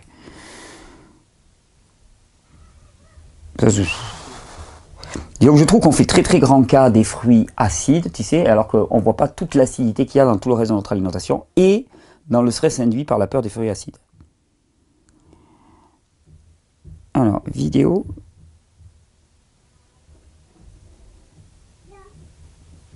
Vidéo du 16-11. Bonjour Thierry, très bonne explication du pH. Donc tu fais référence, c'est une question de Marc, tu fais référence je pense à la vidéo sur l'équilibre acido-basique. Je comprends qu'il faut une urine jaune le matin, très bien. Mais comment expliquer l'urine fortement colorée de quelqu'un près de la mort? Perte d'oligo-éléments abondante, merci de ton analyse. Non, la perte d'oligo-éléments ne se traduit pas par la couleur jaune obligatoirement. Tu as des gens qui vont avoir une urine très alcaline et qui sera parfaitement blanche. Les oligo-éléments ne vont pas teinter particulièrement l'urine. Par contre, quelqu'un proche de la mort a des urines très très chargées. Pourquoi? Parce que son système rénal, son système éliminatif est ultra chargé. Est-ce que vous avez déjà approché quelqu'un qui est proche de la mort et qui est dans un état de maladie chronique? Quelle que soit la maladie. Je veux dire, je m'en fiche de savoir si c'est un cancer, une maladie auto-immune, une maladie neurodégénérative ou des choses comme ça. Il y aura obligatoirement une accumulation de déchets importante chez cette personne. Il ne peut pas en être autrement. S'il n'y avait pas d'accumulation de déchets, le système fonctionnerait de manière adéquate. Mais approchez cette personne et sentez. Sentez l'odeur immanente de sa peau et tout. Pourtant, c'est des personnes qui ont une hygiène de vie qui est certainement très correcte. Enfin, hygiène de vie. Non. Plouf, plouf, on va reprendre. Qui ont une hygiène extérieure et de la peau qui est dite correcte. Ça veut dire qu'ils se passent au détergent en permanence, tuant de fait toutes les populations bactériennes qui se trouvent à la surface de la peau et qui sont certainement leurs meilleurs auxiliaires. Mais il n'empêche, ces personnes-là sentent mauvais. D'ailleurs, c'est pas pour rien qu'on s'est rendu compte que les chiens entraînés étaient plus efficaces pour détecter les tumeurs que les scanners. Ça, c'est un nouveau processus de découverte des tumeurs cancéreuses, c'est avec les chiens renifleurs.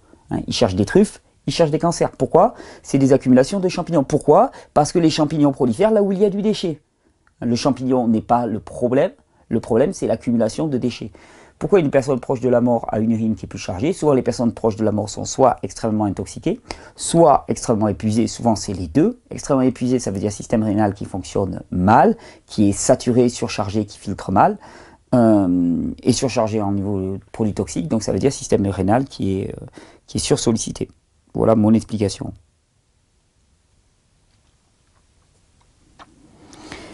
Alors, question de Marie. Comment ne plus se jeter sur le sucre? J'ai 53 ans, je prends bien soin de moi depuis février 2014, je pratique détox aux fruits, jus en plus de mon alimentation bien verte et j'ai toujours envie de sucre à partir de 17 h. Souvent je craque, je me gave, c'est compulsif. Ensuite la nuit je me réveille en sueur. Et puis du soir au matin, même la nuit, je pense au régime alimentaire. Qu'est-ce que je vais manger? Et là ça devient obsessionnel. Pas bon ça, pas bon, pas bon, pas bon. J'ai également participé à un stage avec vous, je sais, j'ai aussi le DVD, je vois pratiquement toutes les vidéos, tout cela fait partie de ma routine. J'ai une bonne forme physique, rarement malade, une incidence dont je m'occupe avec des surrénales faibles. Je suis une passionnée de la vie, j'ai la foi, mais je suis loin d'être heureuse. Marie. Typiquement, crash vers 17 h, c'est-à-dire envie de sucre ou envie de salé, selon les personnes ça va se manifester totalement différemment, ça veut juste dire épuisement surrénalien, hypoglycémie, manque de sucre, hypoglycémie. Alors, la première réponse, c'est il faut répondre à cet épuisement surrénalien. Et pour répondre à cet épuisement surrénalien, comment on fait? Eh ben, on essaie de reposer le système. Alors, ça prendra du temps. Tout est décrit dans les vidéos en long et en large. Ça nécessite une réforme du mode de vie juste radicale. En fait, je ne sais pas si vous vous rendez compte à quel point c'est même une grâce qu'on soit debout avec l'environnement toxique dans lequel nous vivons. Là, mon épouse là, vient juste de me lire un article sur les vêtements. Parce qu'elle en a marre de me voir porter mes joggings. Pourtant, j'adore être habillé en jogging. Je trouve que c'est l'habit le plus confortable qui soit. Sauf qu'effectivement, c'est très dur de trouver des pantalons de jogging qui soient en tissu bio, naturel, avec teinture naturelle. Donc souvent, c'est du jogging classique, on va dire. C'est une catastrophe. Nanoparticules, résidus de métaux lourds, résidus de pesticides qu'on a directement à la surface de la peau. Et ça, je parle que pour notre poids. Parce que j'inclus pas toute la catastrophe que c'est au niveau chaîne écologique, chaîne humaine aussi, les producteurs. Elle me disait par exemple que les beaux jeans délavés par exemple, qu'on arbore en Occident, malades que nous sommes, d'avoir besoin d'avoir des jeans qui ont l'air usés, alors qu'on n'assume même pas qu'on achète des jeans neufs. Le délavage de ces jeans, il est fait avec du sablage, c'est-à-dire qu'on projette, comme quand on décape une carrosserie de voiture, on la sable, là pareil, on projette du sable très très fin au compresseur. Autant vous dire, l'état des personnes qui font ça à longueur de journée, qui sablent à longueur de journée, qui se bouffent du sable à longueur de journée, dans des usines dans lesquelles les critères de minimum de respect du travailleur ne sont pas assurés, c'est une folie. On est dans un environnement qui est juste totalement impropre à la vie. Et il n'y a pas de solution autre que le fait de reprendre nos besoins vitaux. Je veux dire, il nous faudra déjà... On me dit, ouais Thierry, mais tu parles des besoins vitaux, oui, mais Internet, oui, mais telle chose et telle chose, telle chose. Je dis, oui, mais ça, c'est des besoins secondaires. Occupons-nous d'abord d'organiser nos besoins vitaux. Et il y a des grandes chances qu'une fois qu'on aura répondu à nos besoins vitaux, probablement, on n'aura plus besoin de ces besoins secondaires qui deviendront accessoires, parce que ce ne sont que des hochets pour les individus désespérés que nous sommes. Et deuxièmement, de toute façon, notre vie sera suffisamment remplie, on n'aura pas besoin, on dira, ok, là maintenant, j'ai pas envie d'en rajouter, j'ai plutôt envie de me reposer. Mais tout notre environnement a une toxicité extrême. Et quand on parle de fatigue chronique, il n'y a qu'une seule solution. Je suis désolé, ça paraît un peu négatif, on me dit ouais mais tu donnes pas d'espoir aux gens, tu leur mets la barre beaucoup trop. Ouais mais j'ai pas envie de mentir. J'ai pas envie de te dire qu'avec 3 pilules et deux passages chez un psychothérapeute, tu vas aller mieux. C'est pas ça le problème. Le problème, c'est que tout ton environnement est juste totalement impropre à la vie et que ton corps est en lutte permanente. Et quand tu es en lutte permanente, quand tu es en adaptation permanente, qu'est-ce qui est sollicité? Ton fameux système nerveux sympathique, tes surrénales, tes surrénales qui se trouvent là et qui cravachent, Les surrénales, c'est les glandes de l'adaptation, par la production d'adrénaline, de cortisol, entre autres. Elles adaptent en permanence. Sauf que si tu es dans un environnement extrêmement toxique, l'adaptation qui est demandée, elle est permanente. En permanence, tu cravaches sur tes surrénales. Et si, au regard de ça, tu n'as pas suffisamment de temps pour régénérer tout ce système-là, et bien qu'est-ce qui se passe? Crash down. Ça se crache complètement. Et le seul moyen, c'est de revenir dans un environnement atoxique dans lequel ton corps n'est pas en survie. Actuellement, nous sommes en survie dans le monde dans lequel nous sommes, parce que tout est archi pollué. Air, eau, alimentation, cadre de vie, vêtements. Et je ne te parle pas aussi de tout le stress induit par le système éducatif scolaire carcéral, le système carcéral et esclavagiste du travail, les rythmes de vie, les voitures, l'électricité et ainsi de suite. Donc tout ça, c'est juste, on est en survie. On fait ce qu'on peut pour survivre dans ce monde et notre système surrénalien est complètement épuisé. 17 heures, le crash, l'hypoglycémie, c'est typique. Alors, je peux te proposer une béquille en attendant. Une béquille qui marche très bien pour les personnes qui font des pics d'hypoglycémie. Ça concerne aussi les personnes, par exemple, qui se réveillent la nuit. Vous savez, qui se réveillent la nuit, elles ne savent pas trop pourquoi, elles ont du mal à s'endormir. Pourquoi est-ce qu'elles se réveillent? Il y a de fortes chances, c'est pas automatique, on ne peut pas diagnostiquer des gens de l'autre côté d'Internet, mais force est de constater que c'est très fréquent de se rendre compte que ces personnes-là, qu'est-ce qui se passe simplement? Et bien d'un seul coup, elles tombent en hypoglycémie, donc elles se réveillent. Parce qu'il y a un manque de sucre, hop, élévation du métabolisme par le corps pour que tu ailles chercher de la nourriture. Donc la solution que je donne souvent, tu prends un petit pot, tu mélanges à part égale du miel et de la graisse de coco ou du beurre, un beurre cru si tu consommes du beurre, et tu en prends sur la pointe du doigt comme ça. Et tu vas voir que normalement, tu repars dans le sommeil.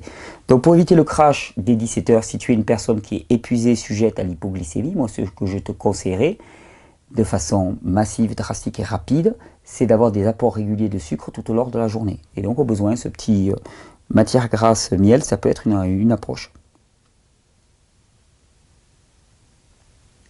D'ailleurs, tu me dis que tu es loin d'être heureuse, que tu es en fatigue et ainsi de suite, tout ça c'est corrélé.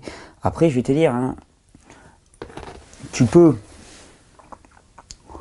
prendre des plantes. Il y a des mélanges de plantes chez ABC de la Nature, le mélange surrénal, le mélange endocrino qui est excellent. Tu peux prendre l'ashwagandha, tu peux prendre la rhodiola. Ok. Tu peux même prendre des extraits glandulaires. Ok. Mais le problème, c'est le mode de vie. C'est-à-dire que quelque part, il y a quelque chose d'un peu naïf à penser qu'avec 3 plantes, tu vas pouvoir répondre à un besoin vital qui n'est pas assuré. C'est pas possible. Il n'y a pas de raccourci et il n'y a pas de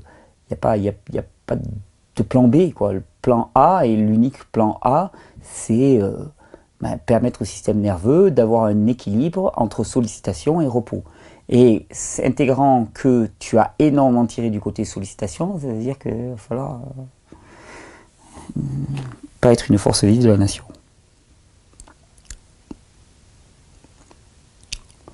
Alors, remerciement, cool, de Séverin. Je suis massothérapeute plantaire, j'exerce au Cameroun Yaoundé. Super, salut à toi.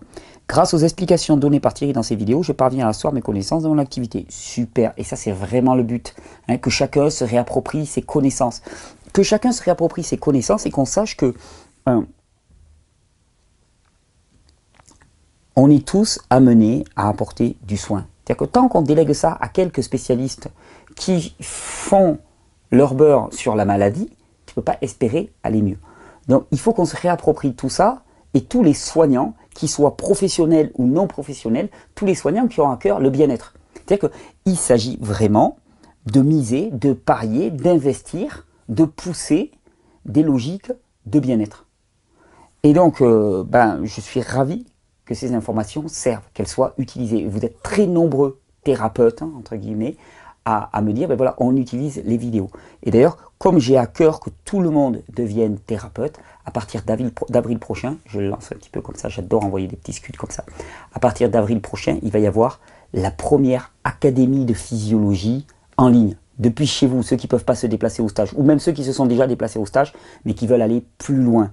Je pensais au début le faire sous forme de formation, de coach, mais c'est un imbroglio juridique pas possible. Et puis j'ai vraiment eu l'intuition de dire, mais j'ai pas envie de le réserver à une petite minorité. J'ai envie que ça soit donné à tout le monde. Et puis après, chacun en fait ce qu'il veut, sans allégeance aucune, sans se dire, moi je suis un coach formé par Thierry, tout. On s'en fout. La connaissance, elle appartient à tous. Donc la première formation en ligne de physiologie, hein, pour aller vers notre vraie nature, connaître les lois biologiques, démarrera en avril 2016. Elle est donnée pour durer à peu près 9 mois. 9 mois à raison de plusieurs vidéos par semaine. Il y aura des temps de questions-réponses avec des vidéos en direct, d'échanges sur lesquels on pourra tous interagir. C'est un formidable projet sur une plateforme qui va être spécialement dédiée pour ça. Ça demandera un engagement véritable des personnes qui veulent suivre cet enseignement. Mais là, on va pouvoir aller au fond du fond des choses. On va vraiment pouvoir décortiquer. Et il y aura une grande place laissée à l'enseignement de la physiologie et une grande place aussi, donc on trouvera de la grande place pour les deux, pour les temps d'échange, de questions-réponses, de réponses directes à vos questions sous forme de vidéos de 2-3 heures dans lesquelles on se posera des questions, on interagira sous forme de conférences, de webconférences. Je pense que ça va être quelque chose de très très joyeux. Et vraiment le but c'est que la connaissance elle soit, ce qui m'a été donné, je le redonne. Ce qui m'a été donné par intuition, je le redonne aussi. Ce qui m'a été donné par mes propres recherches, je le redonne aussi. Tout sera donné, toujours pareil. J'ai rien à garder. Et au contraire, pour moi, le fait que ça soit disséminé au plus large, c'est la plus grande sécurité. Ça veut dire que je suis plus l'unique point de cible finalement des petites flèches ardentes, mais que c'est partagé par tous. Donc, Séverin, Grâce aux explications de Thierry des causes d'infertilité dans la vidéo toxicité intestinale, j'ai pu comprendre et aider une de mes patientes à concevoir une grossesse. Elle a mis au monde hier une jolie petite fille. Je suis heureux donc d'annoncer la naissance hier, 15 novembre 2015, du premier bébé né d'un traitement de massothérapie plantaire. Né du papa aussi. Je ne sais pas ce que tu fais pendant tes traitements de massothérapie plantaire, hein. Peut-être que tu participes encore plus, mais voilà, la massothérapie plantaire, grâce aux éclairages de Thierry sur certaines causes d'infertilité. Merci Thierry, que Dieu te bénisse, que Dieu te bénisse toi aussi mon frère. Merci pour ce message, merci sincèrement, et je suis vraiment super touché de l'impact que peuvent avoir ces petites vidéos réalisées avec une pauvre petite caméra, avec très peu de moyens. Et ça c'est la nique aussi à tout ce système hiérarchique dans lequel il faut gravir des échelons. YouTube est fabuleux pour ça. Tu te lances, peu importe tes moyens, il suffit d'avoir, vous savez, mes vidéos pendant des années, je les ai faites avec ça, simplement. C'était pas ce modèle-là, c'était un Galaxy S2 que j'accrochais avec un élastique sur un bout de bois. C'était le selfie avant l'heure, paraît-il. Je l'avais comme ça face à moi. Les 2 ou 3 premières années de vidéos, je les ai faites avec ça. Un téléphone qui valait une centaine d'euros, une connexion Internet, et c'était parti. Donc ça, je trouve ça fabuleux. Et je te remercie vraiment pour ton témoignage. Alors, détoxification de l'argent colloïdal. Question de Jocelyn. J'ai tapé argent colloïdal, mais je n'ai pas vu d'intervention s'agissant de sa détoxification. Sans entrer dans les détails, j'ai pris 1 litre d'argent colloïdal en décembre 2012 et quelques semaines plus tard, j'ai eu des symptômes extrêmement divers et variés, des valeurs hépatiques qui ont touché le plafond. Y aurait-il un régime adapté contre l'argent colloïdal? Le curcuma ferait-il affaire? Le curcuma va aider. Cette histoire d'argent colloïdal, je crois que quelqu'un d'autre m'a envoyé un article. L'argent colloïdal, antibiotique interdit, qui vient de quelqu'un que je respecte énormément, mais là je suis profondément en désaccord avec lui. C'est un article de Michel Dognat. Pour ceux qui ne connaissent pas, Michel Dognat qui fait un travail exemplaire de pionnier depuis des années. Mais là, je suis absolument pas d'accord. Donc, l'argent colloïdal présenté comme une panacée. L'argent est présent dans le corps à l'état de trace. Alors, on s'est rendu compte qu'effectivement, il avait des vertus antifongiques, antivirales majeures. Mais faut-il détruire ces champignons? Faut-il détruire ces virus? Est-ce que ça a de l'intérêt? Et il ne s'agit pas, sous prétexte que c'est naturel, de faire les mêmes aberrations que l'approche allopathique qui tire à vue. L'approche allopathique, c'est dès qu'il y a un petit truc déviant, c'est au FAMAS qui tire dessus. Faut être sérieux quoi là-dedans. Alors c'est argent colloïdal, donc ça paraît alternatif. Ça n'a rien d'alternatif. L'argent à microdose est essentiel au fonctionnement de l'organisme, mais dès qu'on dépasse les microdoses, c'est un poison majeur pour l'organisme. Et il y a eu énormément d'accidents qui sont liés à l'utilisation d'argent colloïdal. C'est comme avec le MMS par exemple. On me parle tout le temps du MMS. Jim Humble, un gars sorti de je ne sais pas où, qui utilise son MMS, il dit « Ah, il guérit le sida et tout ». Et tu prends du Karcher, c'est un dérivé du chlore. C'est de l'hypochloreux, c'est un... Je me souviens plus de son nom, en fait, je ne sais plus le nom. Mais c'est un dérivé du chlore de piscine. Donc bien sûr que c'est un agent nettoyant, c'est un Karcher pour l'organisme. Alors tu me dis, ok, si tu dois utiliser une antibiothérapie ou ça, qu'est-ce que tu utilises? Et entre la peste et le choléra, je ne sais pas trop. J'utiliserais plutôt ça, parce que quand même, il me semble que ça a une pathogénicité moindre. Mais il faut bien voir que tous ces produits-là, ce sont des antifongiques majeurs, qui ne font pas de détails, qui sont toxiques par eux-mêmes pour l'organisme, et qui ne devraient être utilisés qu'en dernière extrémité. Alors comment est-ce qu'on détoxifie de l'argent colloïdal? Parce que là, ce que tu me dis, tu as eu des symptômes divers, des valeurs hépatiques élevées. Moi, je connais des personnes qui ont eu beaucoup plus de problèmes, des véritables cas d'intoxication à l'argent colloïdal. Effectivement, il va falloir renforcer le fonctionnement hépatique au maximum. Curcuma, oui. Jus de betterave, oui. Chardon-Marie, mélange diacol de chez ABC de la Nature, Desmodium, ça marche très bien. Blinder le fonctionnement hépatique. Faire des cataplasmes d'huile de ricin à ce niveau-là aussi pour soutenir vraiment le fonctionnement hépatique. Et puis vraiment interpeller et réfléchir par rapport à l'utilisation de ce produit-là. Je veux dire, on se permet d'avaler des produits sous prétexte que c'est alternatif, alors qu'il n'y a aucun test qui a été fait sur l'innocuité de ces produits-là. Je veux dire, on avale, on s'injecte, on avale, on s'injecte, on avale, on s'injecte. C'est une prise de risque qui pour moi est maximale, vraiment très dangereuse. Donc oui, détoxification hépatique au maximum. Alors, question de Laetitia. Bonjour Thierry, j'aimerais que tu puisses m'expliquer ce qui se passe au niveau physiologique dans un moment pareil. Mon mari a eu un accident au mois de juillet. Il s'est coupé la cuisse wow, sur environ 15 cm et sur une profondeur arrivant parfois jusqu'à l'os, avec une meuleuse. J'ai toujours détesté les meuleuses. Je travaille beaucoup et la meuleuse, c'est le genre de choses qui m'a toujours fait peur. Ça tourne très très vite. Il y a un couple au démarrage qui fait que, surtout sur des grosses meuleuses, quand tu prends la grosse Makita, que tu commences à, tu sais, de la meuleuse pour meuler le béton ou des choses comme ça, je peux te dire que le couple au démarrage, il est gigantesque. Et je me dis toujours, mais tu prends un risque énorme avec ces machines-là. L'artère fémorale et la veine fémorale ont été sectionnées. Il s'est fait opérer en urgence dans les 4 heures qui ont suivi, sous péridurale. Le chirurgien a tout pu suturer. Les 3 jours qui ont suivi, il n'a été nourri que de fruits frais. À son retour à la maison, grosse colère intérieure qui ne le quitte plus. Ses cheveux ont blanchi. Il a perdu du poids. N'est plus aussi joyeux qu'avant. Il dort très mal, s'endort très mal, se réveille très tôt. Il a une zone allant de la sous-cicatrice jusqu'au milieu du tibia où il n'a plus de sensation, où le muscle ne prend plus.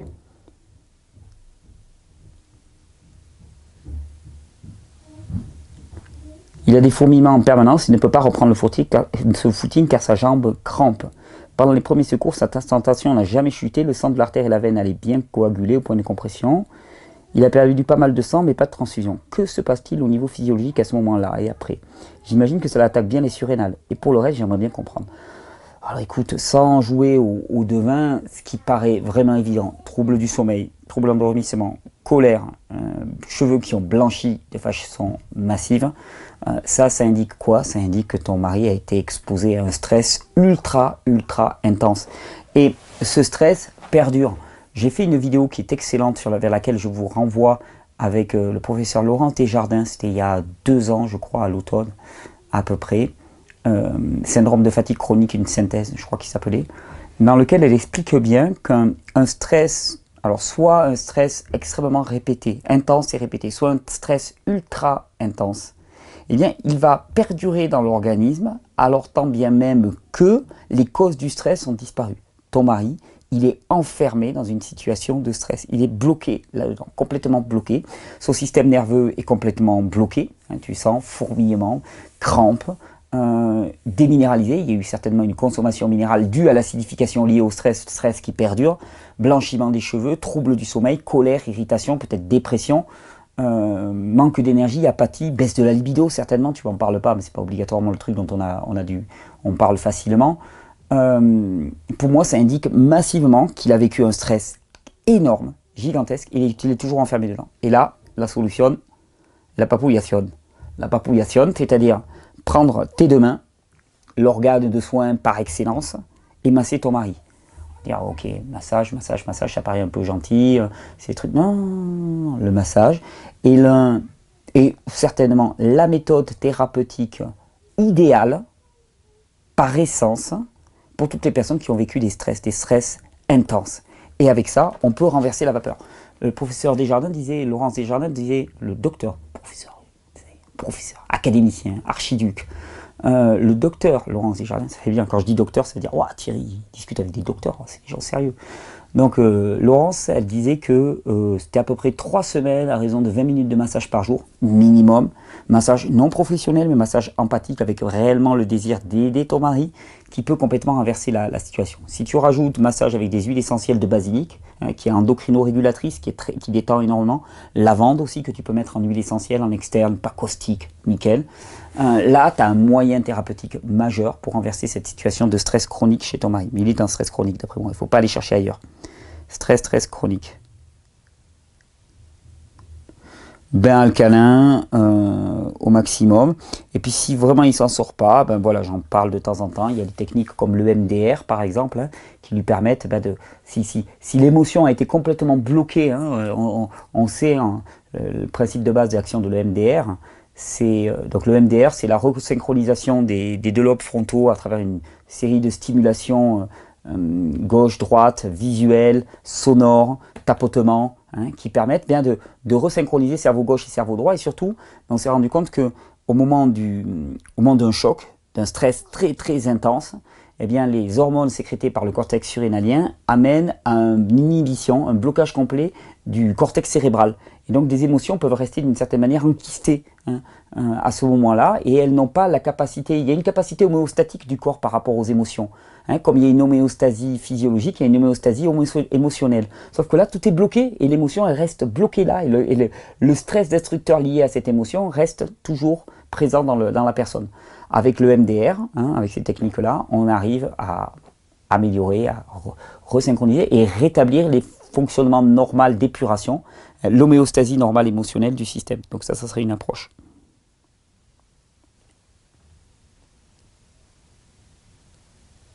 Alors,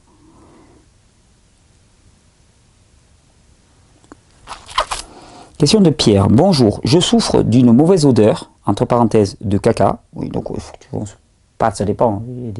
Il y a des selles qui ne sont pas malodorantes, mais d'habitude, si on me dit tu sens la MERDE, c'est pas bon signe. Excuse-moi, je rigole avec ça, mais qui se dégage de mon corps. Je ne sais pas d'où ça vient, ça fait quelques mois, je voudrais savoir s'il y a un remède ou quelque chose qui pourrait m'aider, s'il vous plaît. Je comprends que ça soit gênant. On va revenir à cette histoire de cancer et de personnes qui sentent mauvais.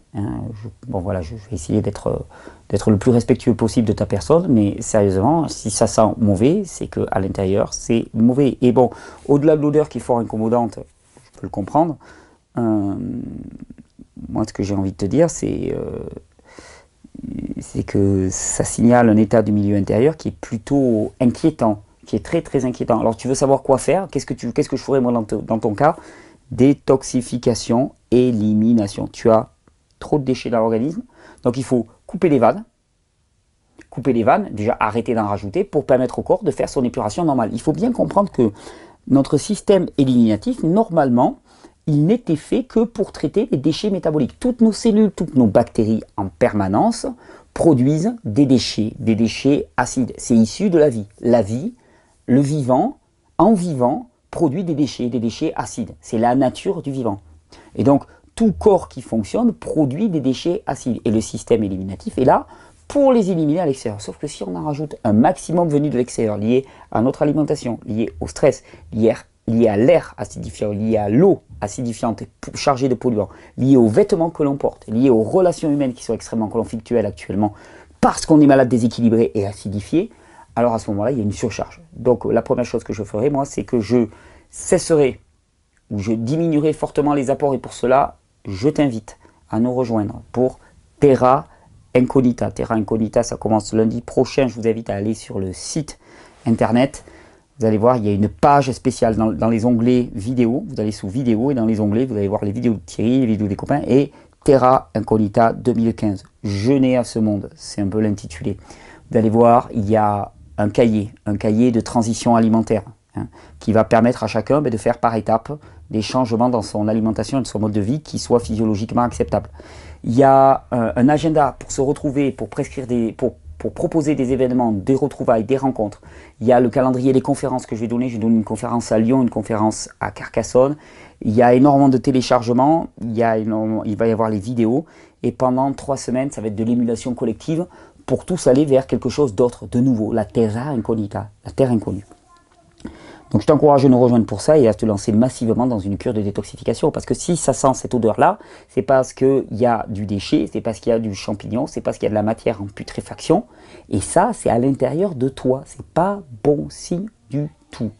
Ton système digestif, tout doit être complètement encrassé. Il est temps vraiment de prendre les choses en main et de nettoyer.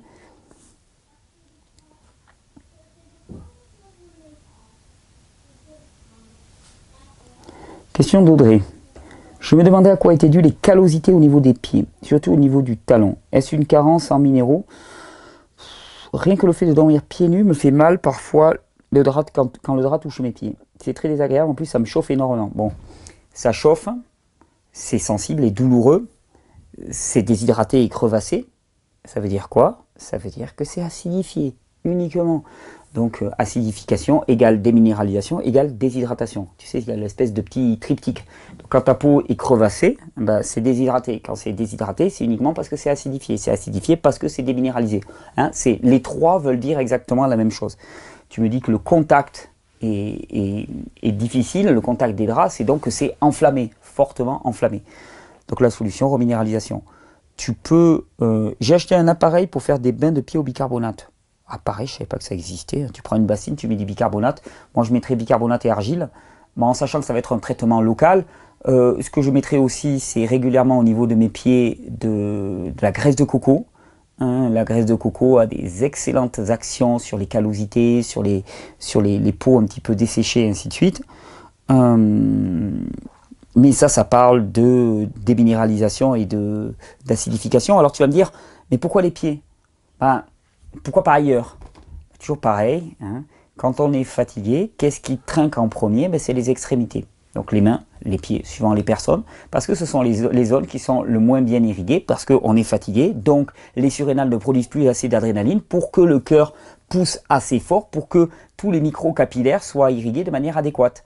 Donc ça se traduit au niveau des pieds, au niveau des mains, au niveau de la boîte à pouls aussi, ça on s'en rend moins compte.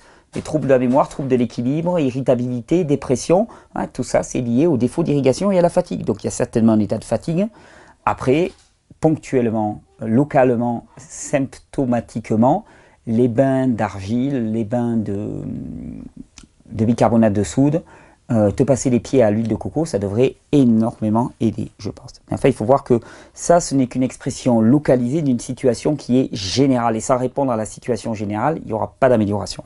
Il faut arrêter de se leurrer.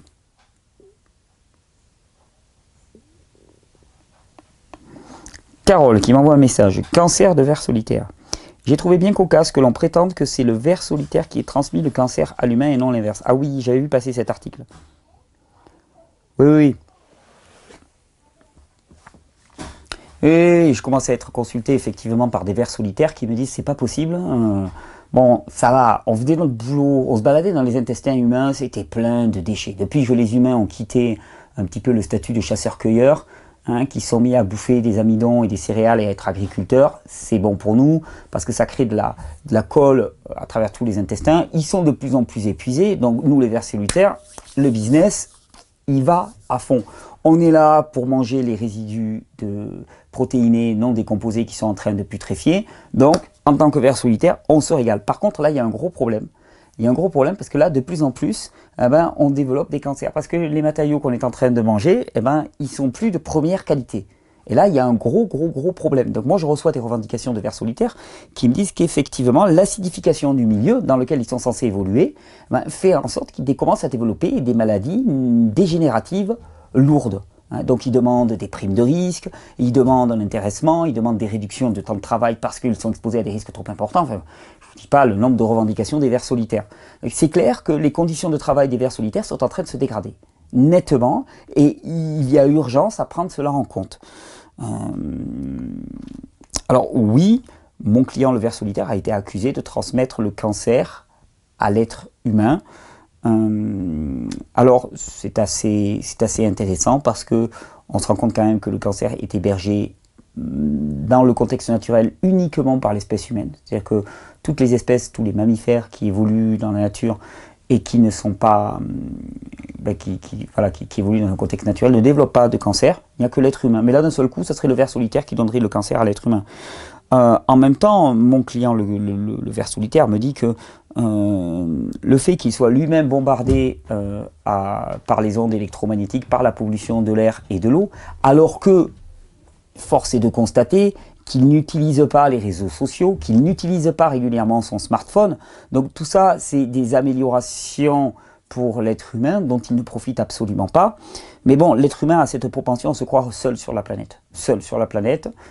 Tout le reste, de toute façon, il éradique. Pasteur est passé par là. Donc l'humain est stérile. Il a besoin de personne d'autre. Il n'a pas besoin de micro-organismes. Et tout ce qui est vivant, on le tire à vue. Donc effectivement, il y a encore cette pantalonnade que le cancer serait transmis par le ver solitaire. Et je veux dire, de toute façon, quand on veut tuer son chien, on l'accuse d'avoir la rage. Et donc maintenant, ça va être la faute au ver solitaire. Le ver solitaire, il n'est là, dans l'organisme humain, que parce que c'est plein de déchets. Tous les micro-organismes et les parasites sont là que parce que c'est plein de déchets et ils nous sauvent la vie. En parlant de sauver la vie. Hop.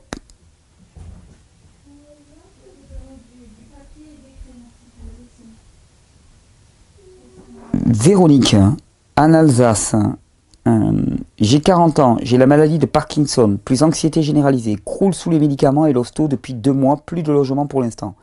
Tu cherches une famille qui pourrait m'accueillir pour me reposer, me nourrir sainement et diminuer ma médication. J'habite en Alsace dans le 67. Tu m'as demandé de mettre ton email, donc on va le mettre. C'est Vero, V-E-R-O, 67 Alsace, tout accroché. Vero67alsace @gmail.com si vous avez une proposition pour Véronique. Ça serait super sympa et on a besoin de relais comme ça. En fait, ça va être toute l'idée de Terra Incognita.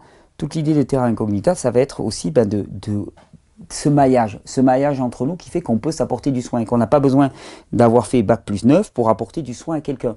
Quelque part, souvent on se dit, comment ça se fait? On ose parler de santé alors qu'on n'a pas fait les études pour ça. Parce que c'est simple. S'intéresser à la maladie demande énormément d'études pour connaître chaque maladie individuellement. Mais si tu as compris que ce qui est important, c'est de connaître les critères qui président à la bonne santé et au rétablissement de celle-ci, et qui sont simples. Tu es à l'image de ton environnement. Si ton environnement est sain, si ton environnement t'apporte suffisamment de nourriture de qualité, alors tu iras bien. Et les processus homéostatiques en toi feront que si tu n'es pas bien actuellement, ils iront puiser les matériaux dans leur environnement pour permettre que tu ailles mieux. Ça, c'est un des gros risques qu'il y a quand on découvre la pensée hygiéniste, c'est de dire, ok, le corps fait tout. Le corps fait tout, oui, mais à partir des matériaux de son environnement. Donc c'est le corps qui fait tout, oui, c'est l'homéostasie du corps, à partir de ce qu'il y a dans l'environnement. Et c'est pour ça que régénère, c'est certainement pas vivre cru. Il y a eu le temps de vivre cru, mais maintenant c'est régénère. Parce que tout focaliser sur la nourriture et ne parler que de nourriture, c'est se mettre le doigt dans l'œil jusqu'à la pinéale.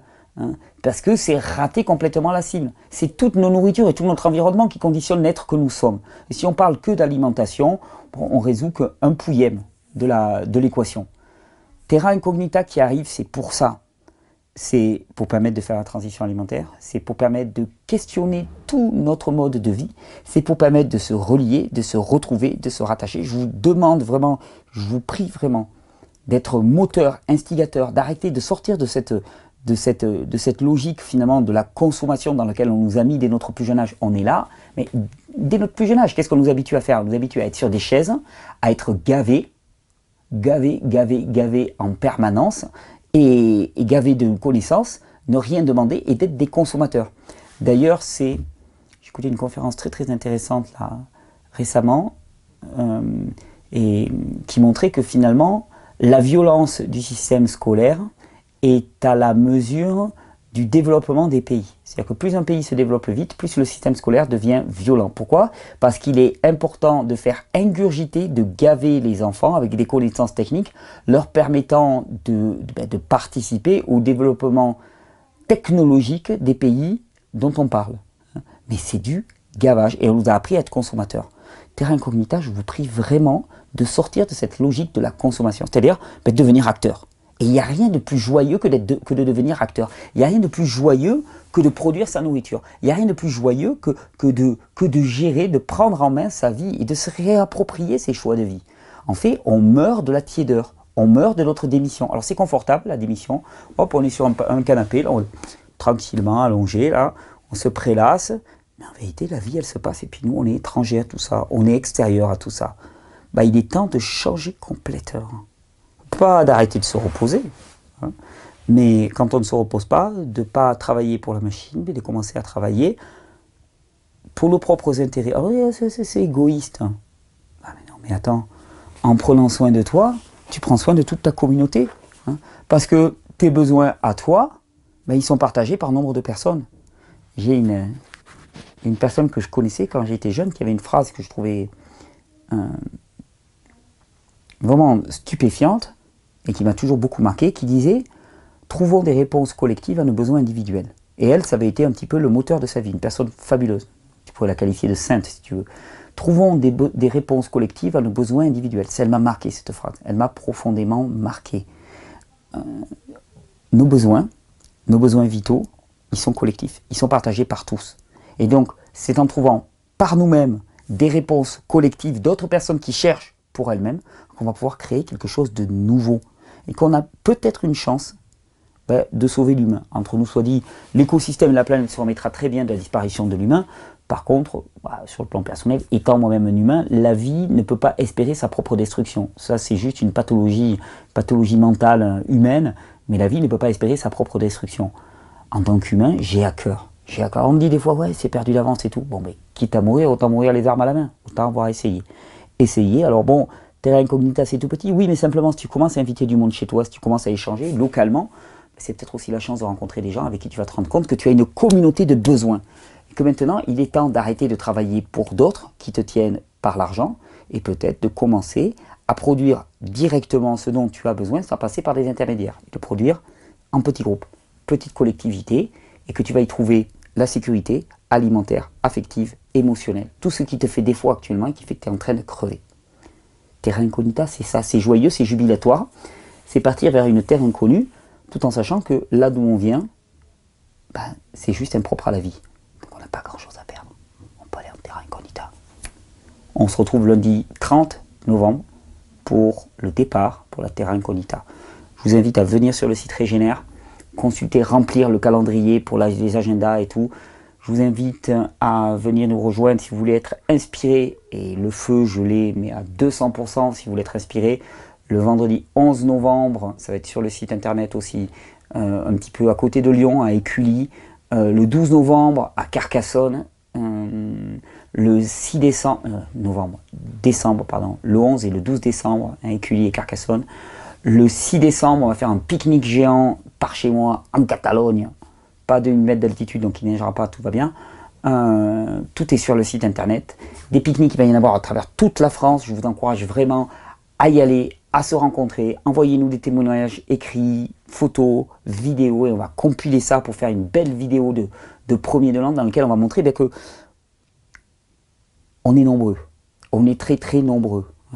On a fait une estimation là récemment, à partir des chiffres qu'on a, il y a 200-300 000 personnes qui suivent ces vidéos régulièrement, entre tout ce qui est partagé, le nombre de vidéos. C'est juste énorme, c'est sans précédent, mais c'est encore très peu. C'est encore très très peu, et cette bonne nouvelle du corps humain, cette nature humaine qui est de se régénérer si on lui donne les bonnes conditions, cette nature humaine qui n'est pas d'être souffrant, il est temps de la partager, il est temps de la partager l'argent. Je compte sur vous. Vous avez vu des beaux projets en perspective, Terra Incognita, les stages de l'année prochaine. On va avoir du nouveau aussi sur le site internet. La formation en ligne qui commence en avril 2016. Il y a un monde devant nous et c'est une terre inconnue. Mais je peux vous dire qu'elle est généreuse, abondante et surtout, elle est indexée sur l'abondance et la pleine santé et non pas sur la rareté et la maladie. Bienvenue en Terra Incognita. Merci pour tout.